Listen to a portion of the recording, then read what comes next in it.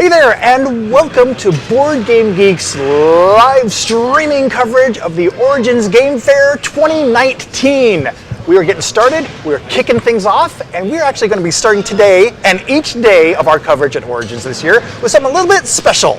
Because I'm going to be joined by my co-host, Marty Cannell from Rolling Dice Taking Names. I guess I should introduce myself first before why don't you say that? And you are Chaz Maurer from Pair of Dice Paradise. And Board Game Geek. Yep. And Marty, you and I are going to be kicking off each morning, but today we are actually joined by a third person. That's right. We're excited to have Danny Lowe, the communications manager of Gamma, who is here to kind of kick off and tell us about Origins and what's going to be going on here. So, for those who don't know, Danny, first, welcome. Thank you for joining us on this first. I know that you've been super busy today because today is actually registration just opened up. Yep. And so a lot of is going around here. You probably hear beeps and moans and stuff going on behind us as people are setting up around us. The whole hall is actually still in setup mode. The booths are up, vendors are hanging signs. So yeah, there's a lot of construction still going on around behind us. But so before we get started, for those who don't know, can you tell us a little bit about what Origins Game Fair is? Sure.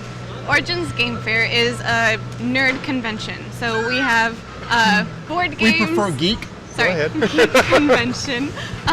We've got board games, role-playing, LARPing, video games, anime. We've got authors and artists and publishers from all over the country and all over the world, actually. Yeah.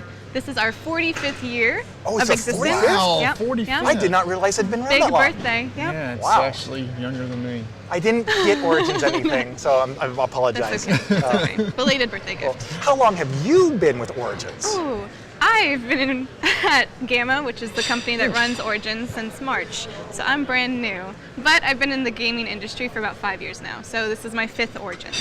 So just out of curiosity, I know that with in Gamma, there's been a lot of turnover recently with people that run Gamma have changed, and you're new to the position. So what is new this year at Origins Game Fair that's different than all the other years? Has anything changed? You change anything to make it better? We've got a ton of things that are new and improved. One of the biggest things that people are excited about is our boardroom, which is the demo game library with over 1,000 titles. This year, we've partnered with Game Toppers to provide neoprene mats on all of the tables. Oh, nice. It's fantastic. So and this is actually a Game Topper that we're sitting at right here. Yep, Yes. so they're super nice. How many tables are we talking about then?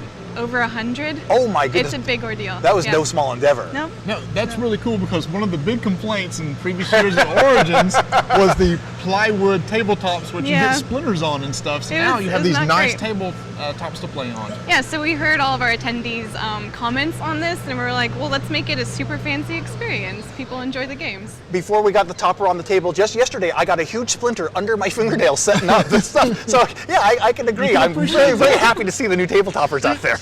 Yeah, we've also got an upgraded quiet room upstairs. This is sponsored by Pandasaurus Games. Oh, okay. So we've got meeple pillows, we've got nice smelling things, books. What makes it a quiet room? Because I haven't done this before. Sure. So it's a room where you go if you want to escape the hum and drum of the convention center. There's very quiet talking. We've got copies of The Mind to play. So I know The Mind is kind of an exciting game when you get things right, but you have to celebrate very quietly. So it's not necessarily a quiet gaming room. It's actually just a quiet room for not necessarily gaming. We've provided chargers, electrical outlets. So That's it's nice. just, get some peace and quiet. See, that's really cool. So that's something I never would have thought about, and you thought about that. And I guess people can easily find out about it here. Because I'm actually one of those. When you get in the hustle and bustle of everything, it's like, I just got to get away from the noise for a little bit. Oh, it's kind of cool just to pull away and go to it. We've got comfy seats in there too. There's lots of cushy ottomans, so you can rest your feet. No bean bags? I tried very hard to get bean bags. I asked everyone what they wanted in this room, and almost everyone said bean bags, but not this year. It's still on my list. One thing I noticed that went swimmingly well this morning as I got my badge is that you changed the way that you do registration and pick up your badge. Yeah, we moved Tell us a little bit it. about that. Yes. It used to be right across from the exhibit hall, but we've moved it down the hallway by the giant head. That's what everyone recognizes. There's a giant art installation. But there's literally a giant head down there. Giant. But this was empty space before, so now we've got stanchions to make it nice and orderly. We've got more kiosks, so it's pretty quick. and you don't have the line of people between the entrance and the exhibit hall kind of to weave through. Yep. There's a nice flow. Yes. I actually went through this morning and it went very well. There's like lines are clearly marked. You send out barcodes for the registration, so you walk right to a kiosk, scan your barcode, print it, they'll hand it to you. Then they direct you to another place to go get your coupon book, your maps, your schedule, and everything just kind of flows around. Oh, wow. It is it's the, I'm going to say it, yes, it is the best registration process I've ever been through. It went that smooth. I mean, there were people just constantly moving, but it was a constant flow. Wow. I mean, it was so well. If you haven't seen it, go check it out because it's so well done. Well, I know last year there were unfortunately also computer programs, like computer problems, because I believe Windows released a software update like the morning of registration, so all the computers were being rebooted, and it was not really... We did that at the office last week. We made sure that wasn't going to happen. So you added a new thing to your checklist. Let's update all the computers first. That's nice. So it sounds like you've actually made lots of small improvements have added up to a lot. What about, I've also heard that the website has been kind of revamped, updated, and you kind of spearheaded that. Tell us about how that's changed. So the website is completely new. Now there are drop-down menus to find what you're looking for, so sections on attending where you can register your badge, get the show schedule, FAQ, experience with all of the event info, even registration for events, but our special programming, all the non-gaming activities we have going on. Join if you want to exhibit or get a press badge or retailer badge. That's all there too. So we try to make it easy to find all the information you could possibly need. Nice. It is amazing how much you've changed just over the past few months. Like I said, I've already seen it here. The convention hasn't even officially started, and you're starting to see all these little changes of how more efficient everything is flowing. Did you have something to say? I was being interactive. So you have nothing to contribute to the conversation except that I acknowledge you. Exactly. Why should this be any different? You have nothing to contribute. No.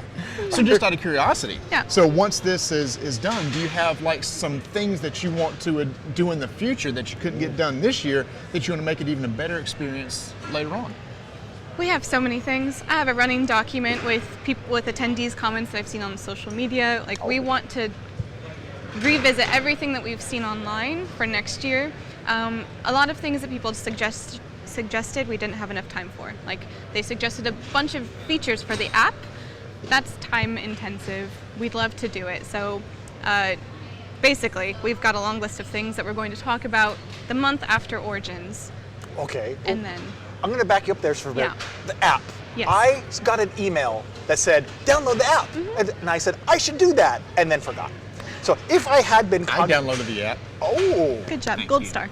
Well, if I had been as smart as Marty, what would I have discovered when I I'll installed that? acknowledge that point. Thank you. See, now who's not contributing to the discussion?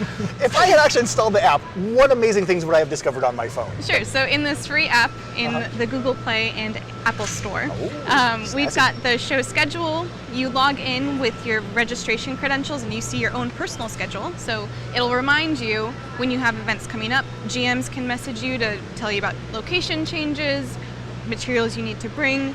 We've got the exhibitor list, so you can actually go and favorite the exhibitors you want to see.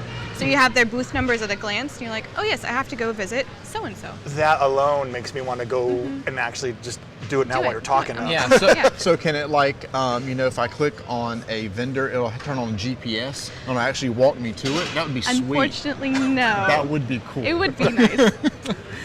And seriously though, the maps are what's extremely useful to me because look up a vendor, it's like, oh, we're at booth such and such number 542. I don't know where that is, and you pull up the map and you go, oh, okay, it's kind of in that area. Actually, let's talk about that real quick because we've talked about a little bit about what Origins, how it's changed and kind of what it is, but what about why it is? What are people going to do when they get here? Why does Origins exist? That's a big question.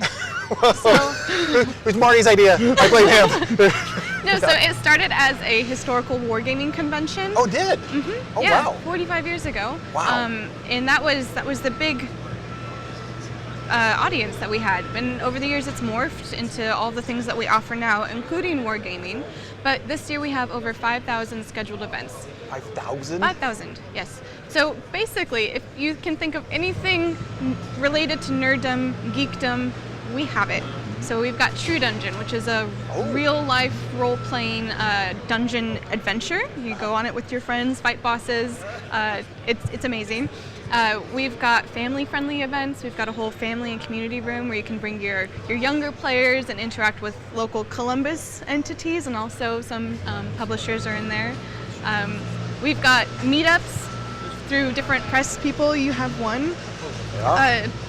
Yeah, there's a ton to do. I can't even list it all. I'll be here for the whole day. I know, and she's on a time constraint. But what's cool is it's historically a historical games convention, but that still exists here. Yeah. And what is really cool, I don't know if Chaz, if you had a chance to look around some of the stuff, go find one of the corners where they have all the miniature games for the historical. Like I know back over here offset, there's like a large, it's like an ocean with a big battleship right in the middle of it. Yeah, right next door. Yeah, I mean, it's just some really cool stuff. So it hasn't lost the original feel of like, so if you're an historical war gamer and you still that interests me, there's still that there for you, but so is everything else from Magic to Pokemon to Hero Clicks, everything is now available to you here. Oh, I had one more question. Yes. Speaking about new things added and everything, last year it seemed like the atrium part of the building was under construction and it kind of, reduced the amount of space that was available. Has that space now been kind of reclaimed, or has more stuff spilled over into that area? I guess that's where you moved registration, but has that allowed you to add more events this year that didn't exist last year? We've moved events. We've made events more efficient, gave people bigger spaces or better suited spaces. Next year we have even bigger changes. I'm not ready to talk about it, but that will allow for more things. Yes, it's a tease. Come back next year for more information. Does it involve sentient robots? Oh, maybe. Depends on who signs up for the show. I don't think I want to come next year. I like those odds. Oh, well, Danny, was there anything else that you wanted to add about Origins while we still actually have grabbed you during your precious busy schedule? Yes. So we have social media. I would encourage you to follow us on there. I tweet most days. That's the best place for you to go for updates on the cool things we have to offer, which special guests, what new big events we have going on. So follow us on Facebook, Twitter, Instagram, or you can sign up for our newsletter on the website. And where can they find the names of those? Where can you follow them on Twitter? Do you remember the names? I do. Okay. I got it up here. Facebook and Instagram, our handle is Origins Game Fair. On Twitter, it's Origins Games. Okay. Got it. Cool. And it's perfect timing as a large construction device starts moving by us. Thank you. Yes. You have to go to your next event that you're hosting. So instead of sitting here awkwardly with dead air while you are taking your microphone off, Marty and I actually went to the exhibit hall where they're setting up, and we recorded a little something that we can cut to help pass the time while you unmic. Well, thank you Danny, for having me. thank you so much for coming. All right. Appreciate Absolutely. it. We'll be right back. We'll be right back. Hey, we are here on the Origins exhibit hall floor where everyone is still just setting up, so there's actually not really anything to see. Actually, we're just killing time until Danny gets off stage. Yeah.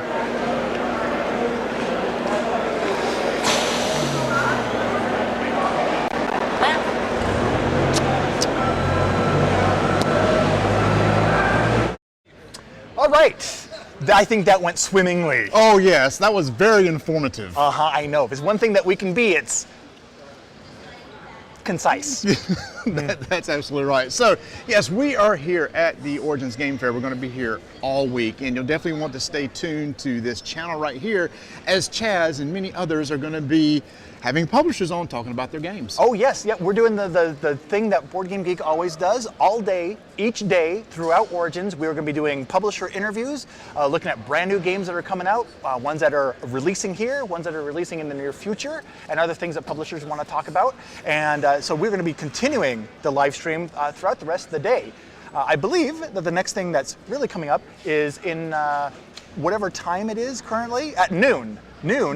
Our time. Yes, noon Eastern time. Eastern time. We are going to be starting the publisher interviews with host Rodney Smith, who is going to be sitting in this seat talking to a bunch of publishers. Then I will be back at 2 o'clock talking to more publishers, and then there's like 4 more hours after that. All the publishers that we can get. Big scoops. That's right. But to help get things prepped and ready, you and I are going to talk a little bit about some of these games that we either saw here or wanted to see here or aren't going to be seeing here at all. Because one of the neat things about Origins is Board Game Geek has the publisher preview that they put up that shows all the hot new games and things that people can kind of go through and make a checklist of what they want to see. Right. And some games are really intriguing and hot, and some games you didn't know about. Right. So we developed a little quiz for each other to help kick off Origins that we'll do for the next 12 minutes or so while Rodney's getting in makeup. What we'll do... And there's a lot of makeup going on behind the scenes. I know. You got to see what this guy looks like without makeup. Yeah, you looks like me. You dig this hole, because I know he watches this, so you go right ahead. I'm not worried. Fair enough. But we are sharing a room, so it could be awkward. If you have something Sharpied on you tomorrow morning, I'll know. All right, so what we did is we came up with some lists of games that either are real or fake. And to stick with the Origins theme, I picked games that had something to do with origins of some sort. I thought I would keep it on topic. And I'm assuming you did the same. I don't know what kind of headspace I was in, as there was a game that's going to be coming out that has to do with poo. And all of a sudden it's like, wow, there are a lot of games that has to do with poo. I'm a 12-year-old child, okay? So, and I just thought some of these were kind of funny that people would make games based on All right. poo. So we're going to play a game where one of us read the production notes. So Marty, why don't you kick us off? So you're going to read me a game description, and I have to guess whether this is a real game or one that you made up. Okay? Okay. All right, so here we go. Okay. Pooh, the card game. Each player takes on the role of a monkey. Okay. I can't even read. You fling poo and mess with each other until only one monkey's left standing. That monkey, of course, is the cleanest one. So every turn you're trying to fling poo at other people and block people from flinging poo at you. It's almost like hosting a live stream of the game. I believe that this is real because at my local game store, in desperation, when you go in and it's like, I gotta buy something. I've actually held this in my hand more than once going, should I just buy this? Because it's always at the store, I'm not sure why. So I'm saying this is real. This is absolutely 100% real, and it's one of those things that actually my family bought when we were at Origins years ago, when my kids were still really young, and I was trying to get them into the games, and they just thought this was hilarious with these pictures of these monkeys flinging feces at each other. And I don't know, it was a fun little game. So yes, Pooh, the card game, is an actual game. And we live in a better world for it. All right, well, my first one is also kind of like hosting a live stream, the game, Drinks with Frenemies, original edition from 2017. This is a game of creating friends out of enemies and creating enemies out of friends. If you like sabotaging your friends, then this game is definitely for you, sir. Okay, in this game called Drinks with Frenemies, you are going to bring out the worst in your friends and get rewarded for it. So that's why this one stood out to me, not only for the Origins, but it seemed very familiar for what we're doing right now. That is very generic. Is it too generic? No, because I think you're more clever than generic. So I'm going to say this is real. Okay. That's a compliment. So I outwitted myself by not being witty enough. Is what you're saying? Well, thank you. Okay, you're right. That is a real game. Drinks with Frenemies, 2017. All right, we're 1-1. 1-1 here. Okay. Speaking of kids, oh no, there's another game for kids. This is really straightforward. Okay. Peekapoo. Okay, so this is a memory game where you got like a 5x5 grid. Okay. The cards are all face down, and the goal is to find and match as many objects as possible without finding the poo cards. So it's just a memory match game. So it's like code names for kids almost, because instead of you're just doing matching, but you still have that assassin. You don't want to get that card. You don't want to step in the poo. Well, it's poo. The assassin. You don't want to get that card. All right. Now see, this one, I would think you made it up, except that Peekapoo is such a good pun. Oh, and you know my weakness for puns. So are you playing me against myself? I think, for the sake of benefit of humankind, I'm hoping that this is fake. This is actually fake. Oh, thank goodness. But I'm sorry, but Peekapoo as a memory card game, that's something. That's something for kids. Yeah. That's not bad, is it? That is not bad. It's one of those. You have to admit, there are games that come along on the market that's like, this game was created just so you could create that name of that game. That's right. So give it a month and a half, and it'll be on Kickstarter. As every publisher comes in here today, before they leave, just pitch them Peekapoo. Oh yes, I will definitely do that. In fact, I'm going to go straight to Haba, who makes a lot of kids games, and go, have I got an idea for you? If Tiffany shows up and she has, I have a brand new game to pitch. We just signed the deal at Origins. I'm gonna scream. So, all right, my turn. Yes. This game is the original Tinyfeet challenge game. Okay. This is a game in which players break into two teams and face off to complete challenges using included tiny little feet and other props. Box includes 151 different activity cards, 20 scoring tokens, a spinner, some string, a ball, a sand timer, a wager mat, an instruction booklet, and 2 tiny feet and 2 even tinier feet for expert mode. That is really bizarre. It's so bizarre, it's probably true. But that was really well written. I'm going to say it's false. It's not a real game. All right, you're saying it's not a real game? Not a real game. You are correct. However, everything about that is real except it's hands instead of feet. Okay. there is a... Oh, so wait a minute. So now we're just going to take a real game and twist one word? I'm lazy. At least I sat down and designed a game. Yeah, I didn't put that much thought into this. Wow. All right. It is your turn. Here we go. This is actually a real thing that's played in rural areas, but it's been turned into a board game. This is called Cowhide Bingo. Okay. Okay, have you ever heard of that? I have no idea what the game bingo is or what a cow is, but I could put them. Continue. That's what I'm trying to say. Yes. Well, no, aside, there's really these games where people play Cowhide Bingo where they mark off a pasture and put a cow in it, a couple You're cows saying that's in it. a real thing? This is a real thing. I'm going to confess, yes, I have heard that. And yes. then basically there's marked spots and you bet where the cow they're is going to put his poo. Yes, yes. Okay, so from that we have, in this area control game, players take turns placing a tile on a 5x5 grid. Placement is determined by random row letters and column numbers drawn from a bag. Players place one of their poop tiles on the board or flip over somebody else's poop tile to a side where it's clean. The goal is to have the most poop in the pasture by the end of the game. So it's kind of an abstract game. Thank you for joining us for the first and probably last segment that Marty and I are going to be allowed to host on the live stream. Okay, you had me sold because Cowhide Bingo I know is a real thing. Yeah. And you had me sold on it until you said the words area control game. Because if this was a real game, it would be a party game or something like that. But the fact that you said area control, if someone's going to make an area control game, they are going to make it with a lot more of a sophisticated theme, one might say. So I'm saying fake. It's fake.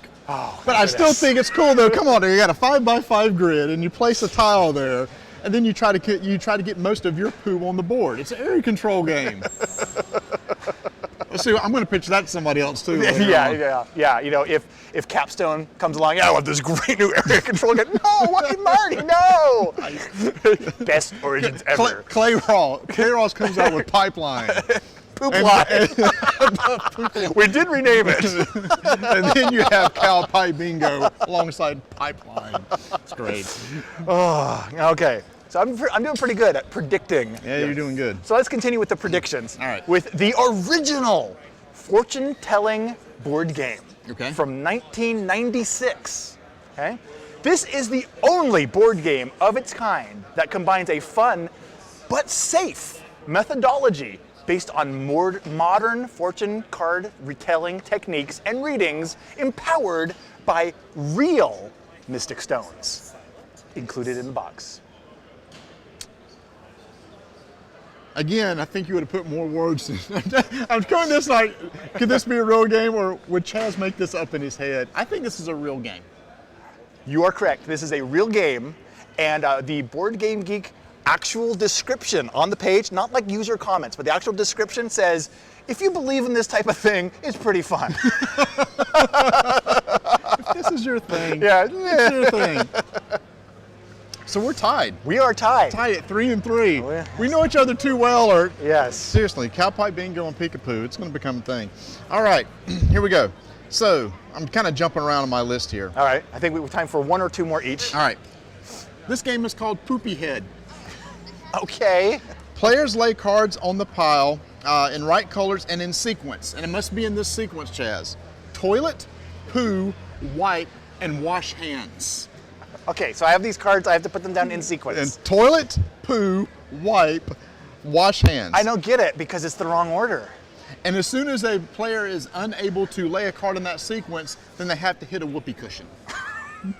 Oh my gosh. Okay, now see, this suffers from the problem where it's too perfect. It's got to be fake. Oh, okay, the whoopee cushion part, I don't know about that because that's just a little bit too much, you know. And the sequencing, is it timed? Is it like a speed challenge real-time game? I don't know. We'll say yeah. All right. I don't know. I'm going to trust my gut. I'm going to say this one's also fake. You made this up. This is 100% true. Oh! This is an actual game on BGG where the players, the goal is to not have a lot of cards left around the end, but they include a whoopee cushion in the game. I should have known never trust my own judgment. Poopy Head. Poopy Head. Okay, well, okay, there we go. We got one wrong, me, so I am declaring you the winner. So it's no longer a tie game. No, we don't need to fight to the death. But now that we have established a winner, though, we can continue on to today's actual festivities, which is going to be some publisher interviews where we're going to be looking at some games. That's right. But over the next several days, Chaz. Yes. For the next 3 days, starting at 8:30, 9:30. 9:30, I believe. 9:30 Eastern time each day, Chaz and I will be back for 30 minutes where we're going to have guests and games and hopefully a lot of fun. So make sure to tune in. So we'll be kicking off each day, each morning, leading right into basically what we got coming up right here, where publishers are going to come and talk to you about their games, and let's hope some of them are Peekapoo or Cowhide Bingo. I crossed my fingers for you. I'm uncrossing those right now.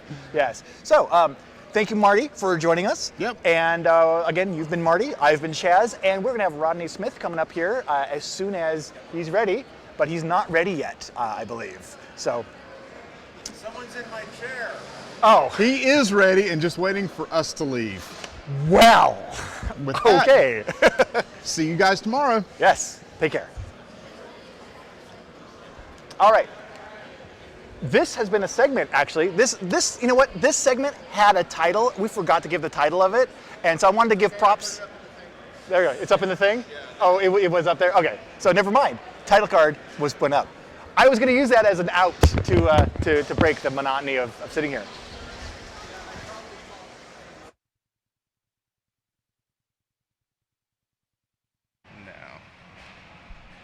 Hey, hey! Hey. Guys, see me after the stream. We have to have a little talk. Yeah. So, kidding.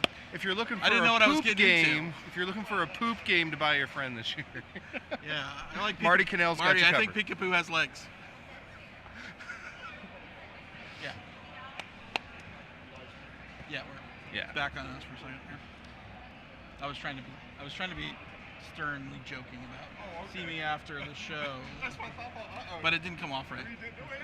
I thought you were taking me seriously. You weren't taking me seriously. I didn't want you to.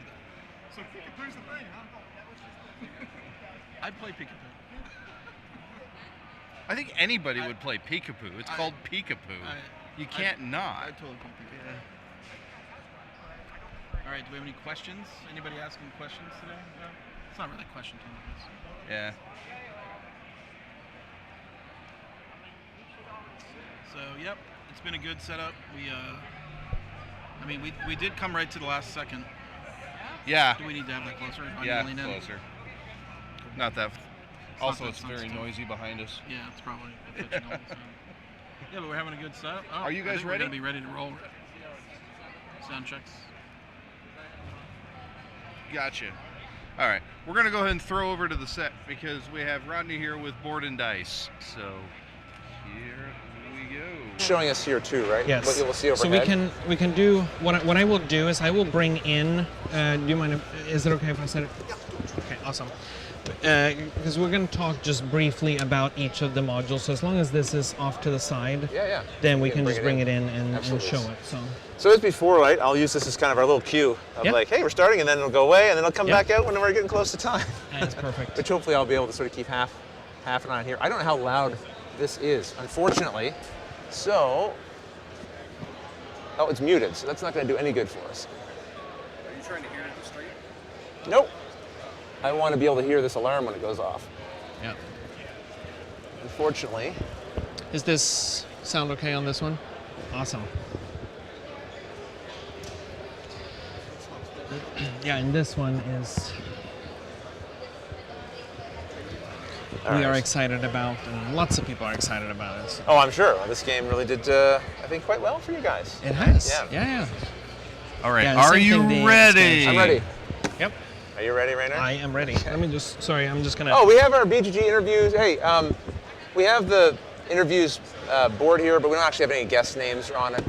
So, I don't know who's. Maybe talk to Lincoln if he's around. Do you want it prepped for you? It'd be nice. But I mean, I know Rainer from Boards and Dice, right? For this Board one. and Dice, yes. Board and Dice. Yeah, thank you. Yep. Awesome. Okay, I think we're good to go.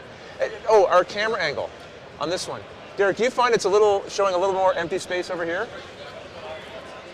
Or I can. No. Do you? No, yeah, that's fine. But see, Lincoln's not here. Or hey, Lincoln. Lincoln's on the way. This one here, the one facing us, it looks like it's getting a little bit more over there than maybe. Is it straight? Can you ask the audience if that's straight? Is that straight? Better, much better.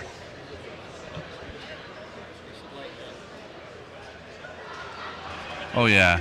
We are not dead on board. It will No. never be. Okay. Yeah.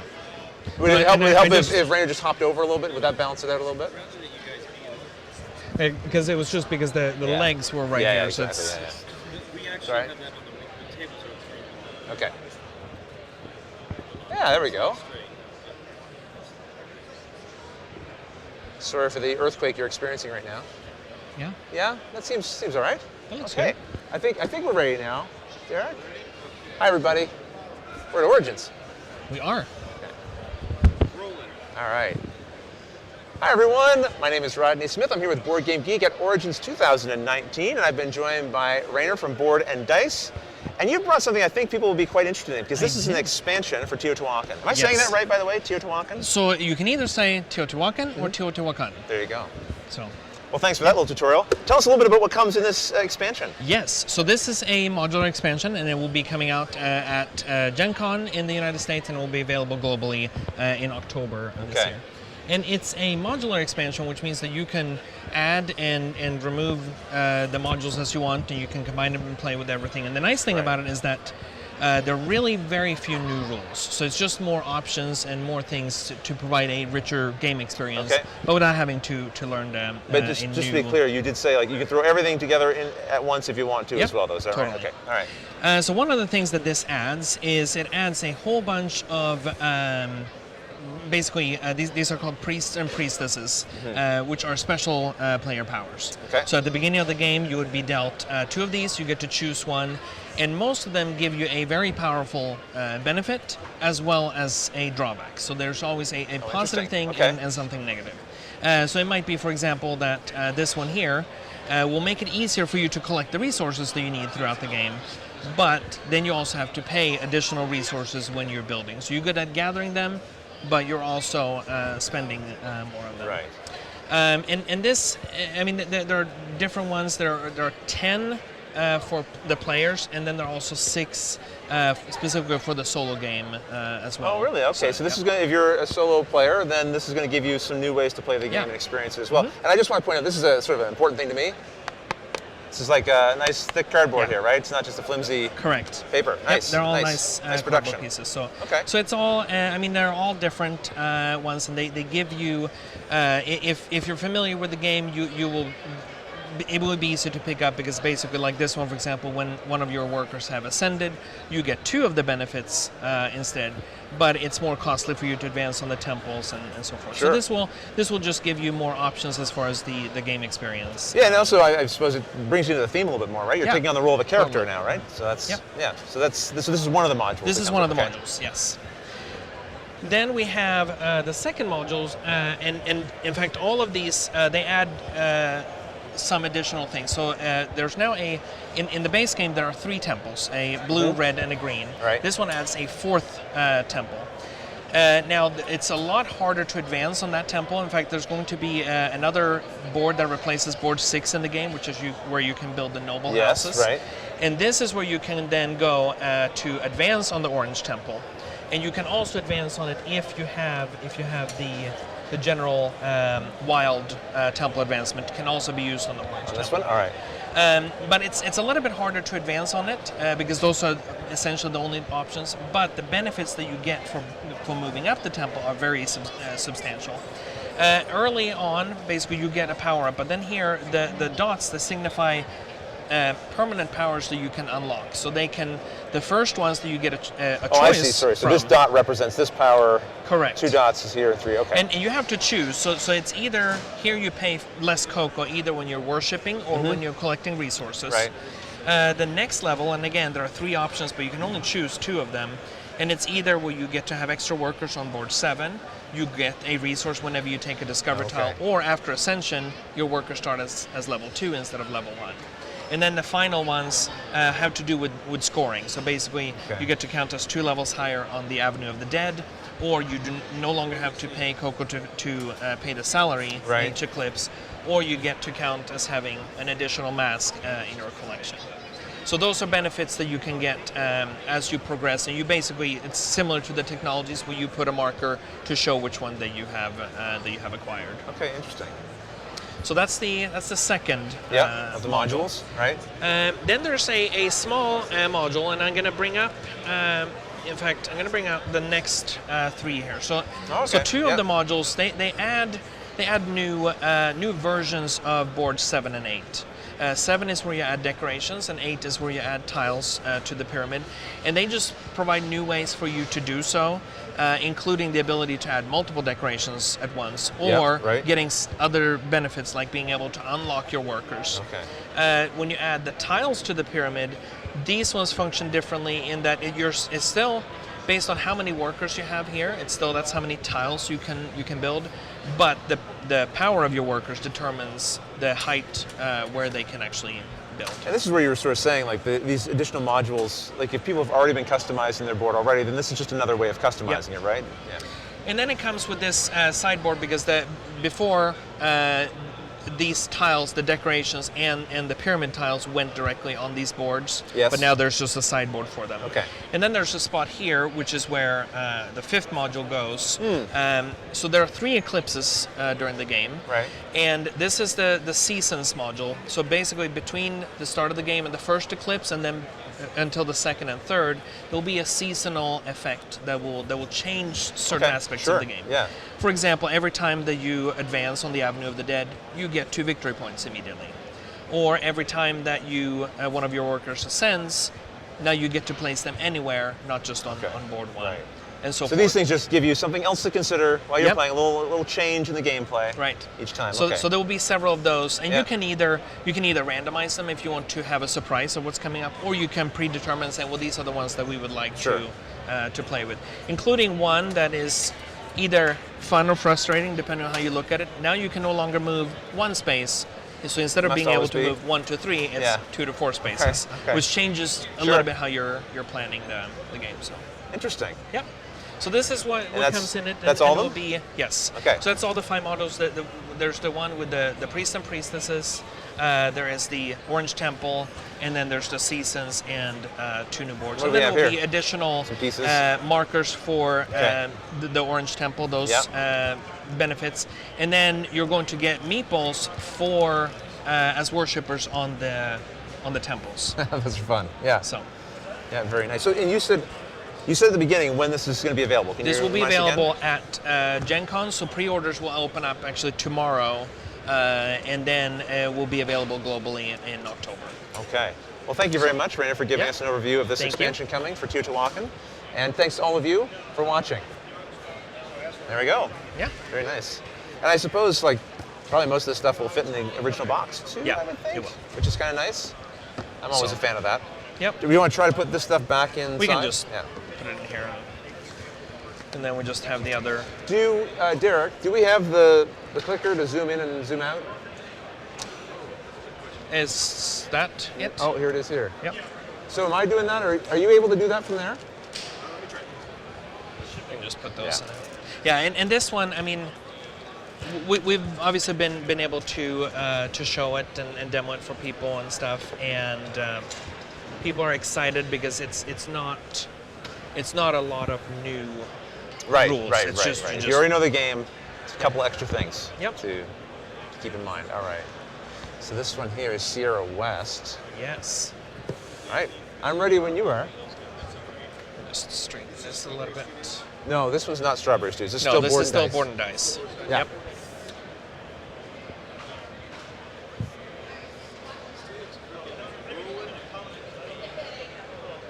Do you want to straighten before we?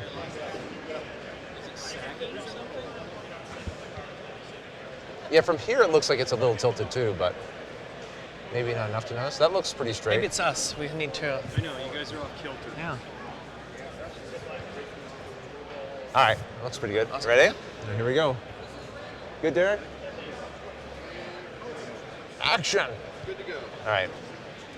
Hi, everyone. My name is Rodney Smith. I'm here with Rainer from Board and Dice, and you're joining us at Origins 2019 to show us Sierra West. Yes. I don't know anything about this game. Please. I will be educate happy me. to. Yes. Okay, all right. So this is a game that is coming out at Gen Con, and it will be available globally at Essen in October.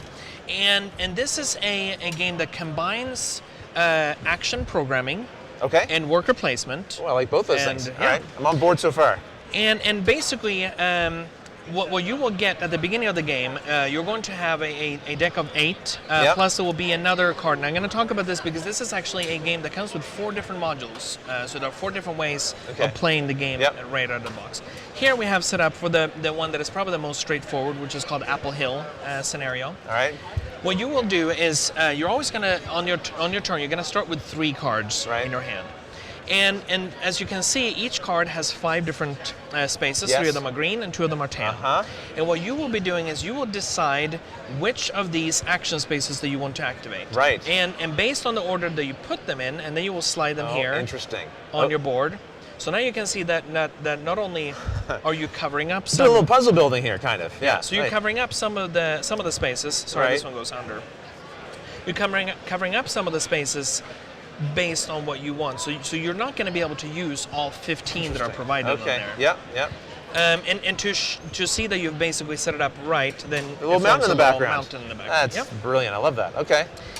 And once you've done that, now Yeah. you have 2 workers here Yeah. that can move along this track, and you can move them basically in any order. So you can say, okay, I'm going to go over here and collect food and wood, Yep. and then I want to come here and get the stone, and so forth. So you can advance along both of these tracks Gotcha. as far as you would like. Yep. Any of the resources that you collect, you take those pieces, for example. Yep. These are movement tokens, and those are used for a couple of different things. First of all, you can see how here there's a mountain, Sure. and we have people that can move up this mountain. Yeah. But we also have wagons over here. Moving up this mountain, so if you have, for example, here you have 3 movement tokens, that means that you can move up 3 spaces up on the mountain. Okay. When you get up to one of these spaces, Ah. you can now I want to take that card. you can dig Okay. over there. So basically, if you were able to move using this worker's actions. And then come through with this one afterwards to do the digging. Yep. Now here, Yep. because you placed it in this spot, it Yeah. costs 2 resources. Had you shifted it differently, would it cost less? And so I'm not forth. playing very well, is what you're saying. I get it. Okay. Message but then received. now you dug for this card, and you get to take it. You can either put it in your discard pile, or you can go on top of your deck. Okay. And then this is now a new card, and all the cards that are here are going to be A little better? the ones that are a little bit better than the ones that you start with. Okay. Also, you see that the one that I revealed here that had the little apple symbol on the back, I actually put it down here. Right. And the reason why is that as the game progresses, there will be a total of 6 cards that will go down here, and this is the timer of the game. Every time that you reveal one of those, they just go down here, and this portion here is where you can now gather the apples based on how far your wagon has moved up. All right. There's a common apple market and both green and red apples, and the reason why you want to gather those is because then later you have ways of spending them on the cards that you have acquired. Okay, so thematically, we are mountain climbing apple pickers. Is that the idea here? We love to climb mountains and we love to pick apples. We are pioneers on the American frontier. Right. And it's apples, and some of the other modules deal with other things like panning for gold. Oh, okay, okay. There's one that is deals with outlaws and so forth. So. Oh, neat. Okay. Yeah. Okay. Every time that you when you manage to get your workers to the end of a track, and there are chances that you might not, because some of the spaces are required. For example, there might be a bear that you need to hunt off. Right. Oh, yeah. I see some. And if you're unable to pay for that, for example, if I don't have the resource to pay for it, I can't move past that spot. Right. Okay. So I may not be able to I might want to leave that exposed because I really want the other icon that goes with it. I see. Correct. Okay. All right. But if your worker makes it to the end, now you can place them on these spots up here. Oh, okay, so after you have done the action programming, Yes. now you can say, and this is where the worker placement comes into play, because now I'm putting this one here, and I can activate paying those resources in order to progress on these tracks over here. The basic game comes with 3 tracks, one associated with each of the resources. The Apple Hill scenario also has 2 additional tracks. These here, yeah. And moving up on these, you see how here on the left side that shows you a number of victory points? Right, yep. And you get that number of victory points times how far your wagon has moved up along this trail. So you have to make sure that not only are you moving up the mountains to gather cards, the more the cards that you gather, they will be worth victory points at the end of the game, but you need to also progress your, because this is the multiplier. Yeah. It starts off as a 0. Right. But all the way up here, it's 4 times. Yeah, it's interesting. However, there's a much few little dials you're playing with here, right? You're building this little puzzle thing here to get appropriate actions. Then you're going to hopefully later be able to place here. You're working up the tracks. Yep. You're collecting cards. It's pretty straightforward. Like on your turn, I mean, you decide which actions you want to have, but then what you do with those and the order in which you do them, and making sure that you basically, I mean, how you manage your resources and your actions and everything is then ultimately how it seems very unique. I don't think I've really ever seen anything quite like this, all in one game. Yeah. And then the nice thing, like I said, there are 4 modules that come in the base game. Yeah. So this was the Apple Hill setup. Right. If we were playing with one of the other ones, these cards here would be completely different, as well as these ones here. And in fact, in one of them, there's an additional little board that's here on the side, and now we might be moving up and down the river, panning for gold. Oh wow! We go fishing. We can return to the market. You just sort of changed at least some portion of the theme of the game. Right. Very simply. You can return to the market to sell things. There's one where there's a mine that you go into and stuff. And so, that's very cool. So how many people can play this at once? It's up to 4 players. Up to 4 players, and average length of a game, would you say? It's actually not very long. It's about an hour with the full complement of. Okay. Well, Rainer, thank you very much for giving us an overview of this game. I'm quite intrigued. I hope you enjoyed seeing this as well. And until the next time, thanks for watching. Give us just a second before you tear down it. Sure. We're just going to deal with some glare. Seems very cool. Yeah. I'm very intrigued. Rodney, move that. Yeah, we got the. So you're hunting outlaws. So there's the Apple Hill, then there's Boats and Banjos, Gold Rush, and Outlaws and Outposts. Dang. And they have one thing that is neat in the Boats and Banjos. Yeah. So there's a spot here where one of your workers, Rodney, he doesn't want We're to. trying to see how bright this is here. Oh, sorry. Yeah, of course.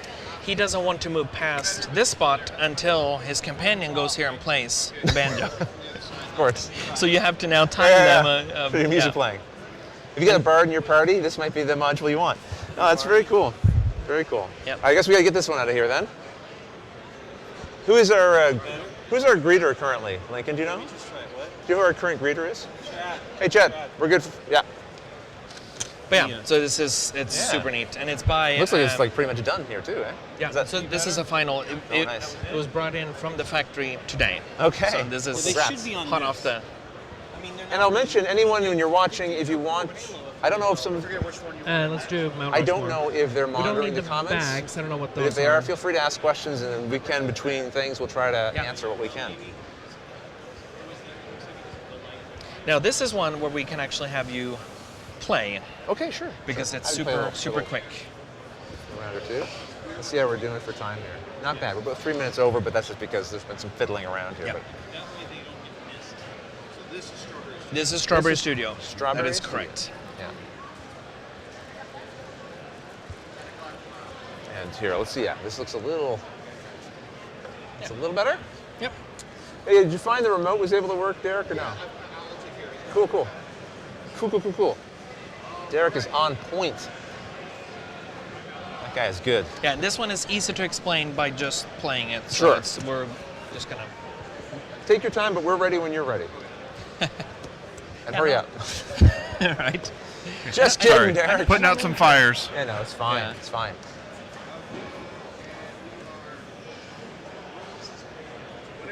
Super. Okay. Ready? Yep. Let's do this. Hi, everyone. My name is Rodney. I'm here with Board Game Geek, and I've been joined by Rainer from Strawberry Studios. We're at Origins 2019, and you're showing us a game.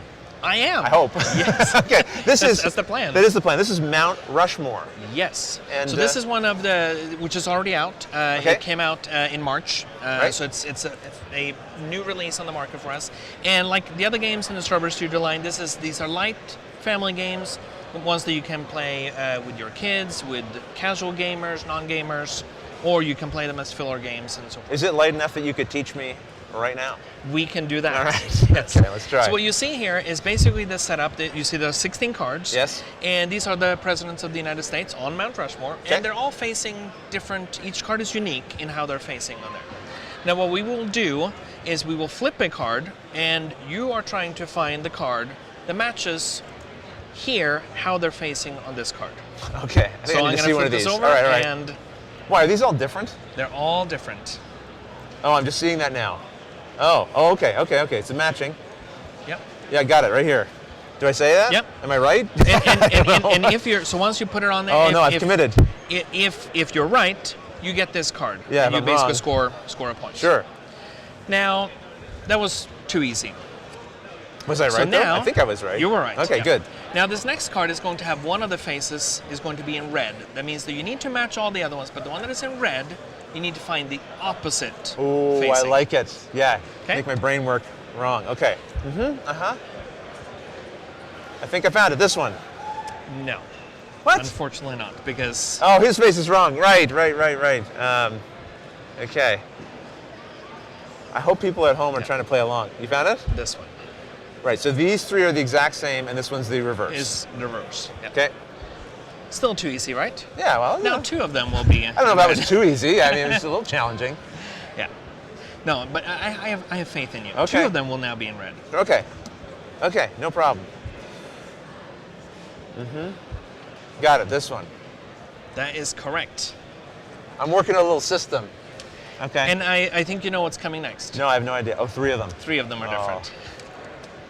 Okay. This one is going to be a little more challenging.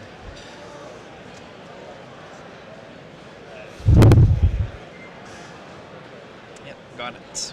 Do you? Where is it? This I one. wasn't even close. I was way over here. Yeah. Okay. And then finally, Yes. all four of them are different. Okay. So you clearly stacked these to come out like this, Oh, but no, otherwise no, these would be. this was pure No, chance. you're a professional. Normally these would be all shuffled Yes. in. So there- right? there's- So you don't there's know a what whole- you're going to be seeing. There's a whole deck of Okay. them. Now you could play with just these ones. Right. And you can then add the ones that have just one. Sure, you in could red. you could tool it for whatever kind of game Yeah. group you're playing. Or with. if Yeah. you want to just be surprised, Yeah. you shuffle all them in and stuff. Once someone gets three of them, they have won the game. Okay.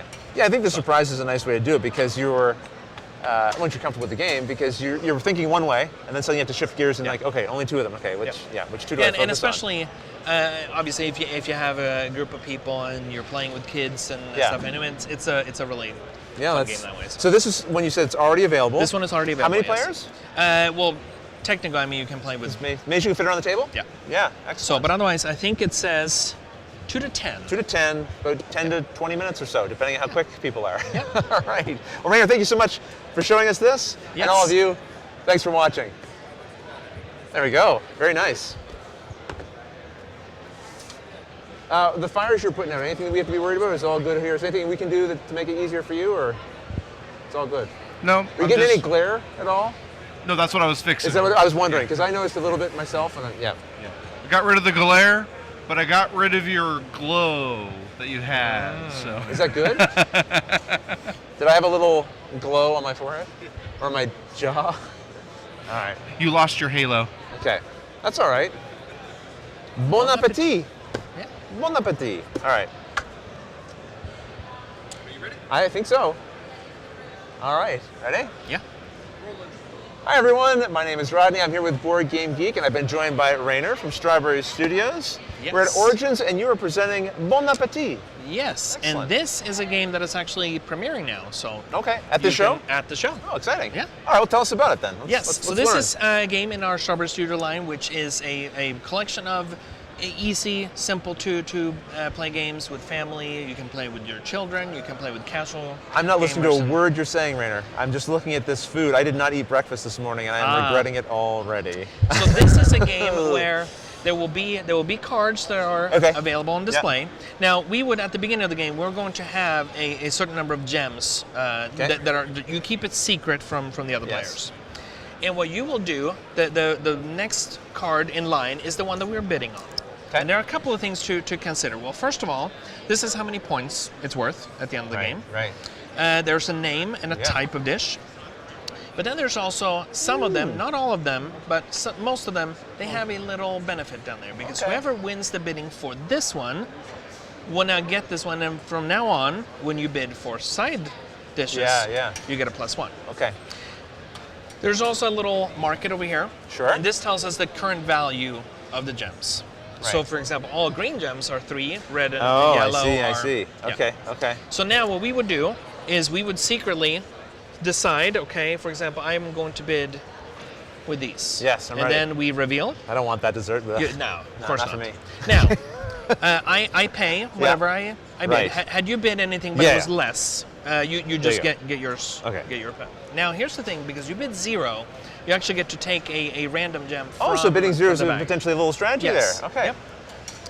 Yep. I now have to pay these. I did a value of 5. We would have compared if you bid something else. Now, the 2 that I bid with, they go down in value. Yes. The ones that I did not bid with increase We're only in value. considering you as the winning bidder, right? Correct. And that, oops. Yep. Okay. So these would go back in the bag. I Right. would get this one in front of me. We would reveal another one, and now this is the one that we're bidding on. Okay, right. But And now you then- have this special power. But now I that's have the building special into it. power. Okay, interesting. And because this is a side dish, I automatically have a Oh, look +1. at you. It's like you set it up that way. Right. Interesting. Okay.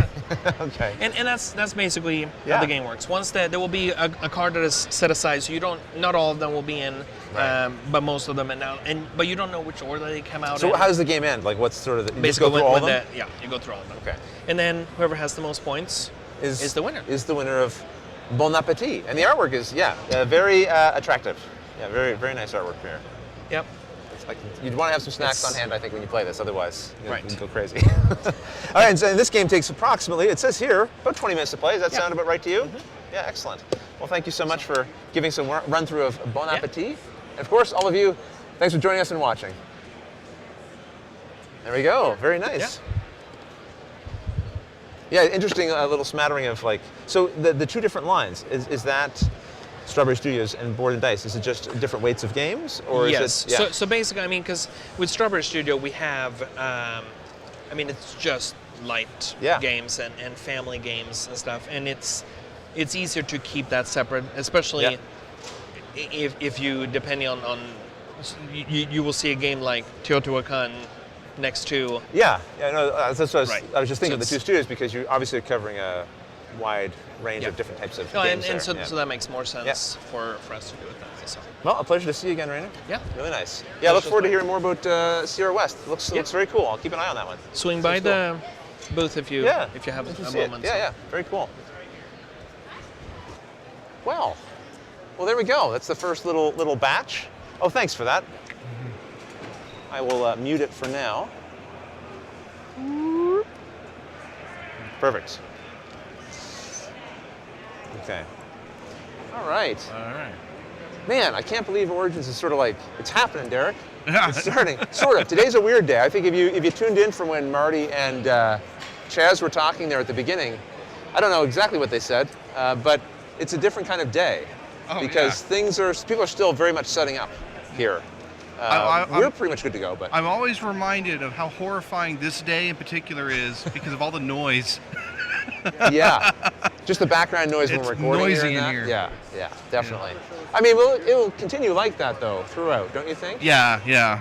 We'll just have more people walking back and forth and so. But well, presumably those of you who are watching are maybe not here at the show. Hopefully you're enjoying things where you are, maybe playing some games. I played a game last night. I played Gentis. Is that how we pronounce it? Gentis? I say Gentis. Gentis. You say Gentis? Some say Gentis. Hentis. I said Hentis too once for fun. I don't know. It's like Crown of Amara. Amara?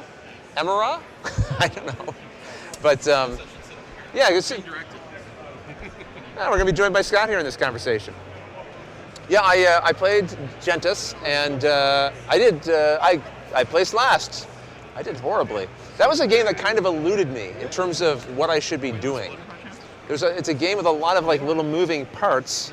Not a lot, but about 6 different things little gears you can kind of turn and manipulate. And it wasn't clear to me exactly what I should be pursuing at any given time. The other people who were playing it played before, and I think it showed. But I enjoyed it. It was an interesting game, and the production quality was very nice. Very nice. Fantastic. You played it, Scott? No. You haven't played it? Not yet. Not yet. Okay. I had the original. I can't. You're right. I can't listen. Yeah. Delay. When you're hearing yourself delayed. It's the worst. Yeah. I have the original Spielberg's game, and then I backed the deluxe. The deluxe version, yeah. So, but it's still sitting there waiting. I have a pretty big backlog. Yeah, it was like not more than 24. Right. Because you're 24 and I'm 1,024, I think. What's that? Games unplayed? The games that I need to play. Oh, I've only got 12 games left on my list. So for those of you who don't know, I'm trying to play every game in my collection, and I'm down to like 12 games remaining. And Gentis was one of them, so that's one more off the list. Mark it off. I have one game I'm planning to pick up while I'm here. I might pick up a couple more, but the one I want to pick up is Pipeline. That's the one I'm very keen to try. So that will mean my list will go up by 1. Every time I acquire a game, I'm like, I'm falling further behind. I'm going to try to play it while I'm here, so I go home without falling in the deficit. Did you? What'd you buy? Dark Domains. Which one? Dark Domains. Dark Domains. You're I think about to demo it. We're doing a preview of that here. Dark Domains. Whoa! Look who it is. It's Bonacor himself. How you doing, brother? Good to see you. Let's get you mic'd up. We're always live. Yeah, we can't hear you though. We want to be able to hear. I have you muted right now. So. No, it's still muted. Here, hook that onto your pocket there, sir. All right. So, you notice I'm not even wearing the polo. We'll talk about it. Look at you. Yeah. Tell us all about it. All right. So then, you can hook that on. Okay. And this. You want to go we can inside even, my shirt or? Well, we can even. Yeah, if you don't mind. He likes reaching up. He's Should I go in there? Sure. Yeah. He likes reaching up through your shirt. Yeah. He likes doing that? Yeah. Don't tell all my secrets, Jed. That's the typical technique. All right, perfect. We'll get you pinned up here, and you'll be all set. Lovely. You're looking good. Did you mind popping the lanyard off, just because it might brush against the mic there? I can do that. Let us know if you're hearing any sound on his. It's pointed the wrong way. Check. That's true. Here. Stop touching my hips. Any better? Can you hear me now? Can you hear me now? Good. We're almost ready to start, right? So a little. Yeah. Are we opening anything? Or are you just talking through it? We're just gonna talk through it. I like it. I like playing casual. Play it loose and cool. We should wait Nice. a few minutes because people might be trying to tune in. No, absolutely. Exactly We can talk a little bit. We just talk. Yeah, can you take the sunglasses? I feel like I'm in Cabo. This is frankly going to be like the most we talk probably at this convention. This 4 minutes will be we have. by far the most. I won't secret. I know. What were you saying about Cabo? I'm saying I'm You're getting ready. I'm getting into Cabo. Yeah, I'm going back in September. Sadly, I'm not going. No, I know. You want a little more? How's about that? How's that? It's tough because of the angle, right? Like I can pin it to the front. You can pin it. Sorry. I don't care. Pin it to the front. All right. It's a new one. Ugh, I don't like how it's. Ugh. It's the setup day and travel day shirts. I got a whole bunch of. Is it any better? Is it better? Okay. Okay. I wear an undershirt. Under. Yeah. Ooh, all the secrets. You need to see my underwear. Yeah. Great. Yeah, I joined you in Cabo last year. It was fantastic. It was amazing. Wasn't that a great trip? It was really great. That was really absolutely great. Really astonishing. great. And Well, my brother, Cabo Greg, who owns the place, he invited me to go with him this time. So he's actually using that'd be it. nice. A little family time. Yeah. And another friend of his who's a friend of mine too. So it's gonna be. And you get on good with your brother. Oh, yeah. Great. He's moving to Florida soon, so it's gonna be amazing. Yeah, everyone's going where you go, aren't they? Hey, Steve. Hey, Are you setting anything up? We're not setting everything up. Nothing. Okay, but we're still talking about everything individually, right? Yeah. Well, yeah. Well, we're gonna talk about them individually and as. Yeah. Well, oh, okay. All right. I would run this as one video. Just because it'll be Stronghold Games at. It'll come down to how we. No, actually, it won't matter. Yeah. Wherever the heck we are. Okay. Wow, we're ready. Are you ready? Am I ready? I'm never ready when Steven's here. I'm like, I'm just gonna hang on. I'm just gonna hang on. Right.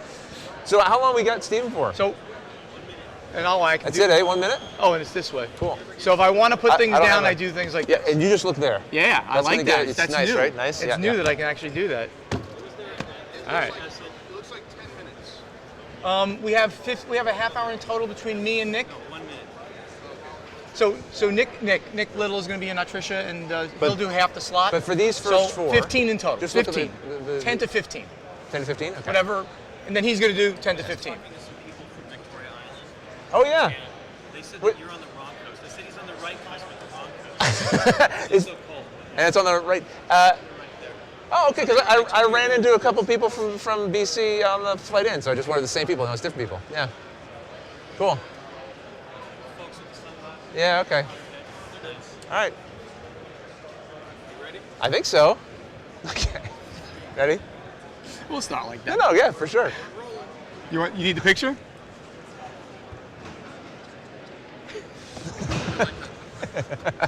All right, let's do it. All right. Love this. Hey everyone, my name is Rodney Smith. I'm here with Board Game Geek, and I'm also here with cool guy Stephen Monacore from Stronghold Games. Sporting his sunglasses because he's now not New Jersey Steven. Oh he's yeah, Florida that's Steven, right. Of So- course, you have a perfect excuse for that. Oh, that's right. That's right. Yeah. And wearing Hey, you look a little different. first new time digs. ever on camera. Okay. On any interview where I'm not wearing. It's a hot exclusive here. Where I'm not wearing a Bgg Stronghold Interviews. Games polo in red. I'm wearing a Stronghold Games action wear. I like it. So So you going to go for a run later? Or maybe play soccer or something like that, yeah. right? But I've been wearing these like on the travel days and on the setup days, just because it's something a little bit different, and I don't have to mess up those shirts. So But I've been getting a lot of compliments on these things. I mean, there's like they're kind of fun and they're different kind of material, and I look kind of cool, even though I'm not cool. I think you look very cool, man. You look very cool. And yeah, you brought some cool stuff with you. I always right? try to bring some cool stuff. So why don't we take a look and see Sure, what let's we got? dive in. I'm interested. What we got? So, and there it is right there. So I can see it. A little bit of glare there. Sorry about that. So what did we do here? So, Stronghold Games picked up an entire series of roll and write games, mostly from Schmidt Spiele, which is a very large company out in Germany. Actually, they're like almost as big as Ravensburger. Yes, but exactly. they do like the gamer games out there mostly, and Ravensburger's most of the mass. Yeah, if you're in market. North America, you might have come across them, but Sure. over across the pond, they're like very a big. big name. Yeah. Really, really big name. So the first thing that we picked up, of course, was Ganz schön clever. Yeah, Right? very popular title. The Kenner Spiel des Jahres nominated game. It did not win by Wolfgang Warsch, who was like the hottest designer around. He had 3 nominations in last year's Spiel des Jahres. It was out of control what he did. He's kind of out of control, right? There's so many designs, very different games. Like really The interesting. Mind. Yeah. Ganz schön clever. Yeah. And Quacks of Fullenberg. Yeah. Really interesting. And so we picked up Ganz schön clever, which we then sort of renamed into That's Pretty Clever, because we try to do some things in English. Yes. And now we're coming out not only with that, which has been out, we're now doing a series of these roll and writes. 3 of the 6 of them are actually by him also, which is kind of good. So the second game in the series, not the second game that we released, but the second game is twice as clever, or doppelt so clever in Germany. So in this, it has the very similar idea to Ganz schön clever, where there's the active player in each turn, and they're going to select the die and make a mark, and then once that person, and they do the 3 dice, once they're done, everybody else does the passive player turn. But now there's different color dice, and the dice act quite a bit differently on your score pair. And so, unlike some of our other videos, we're keeping it in the box here. Steven's going to paint a picture for us. It's going to be theater of the mind is what we're working with here. Yeah. Okay.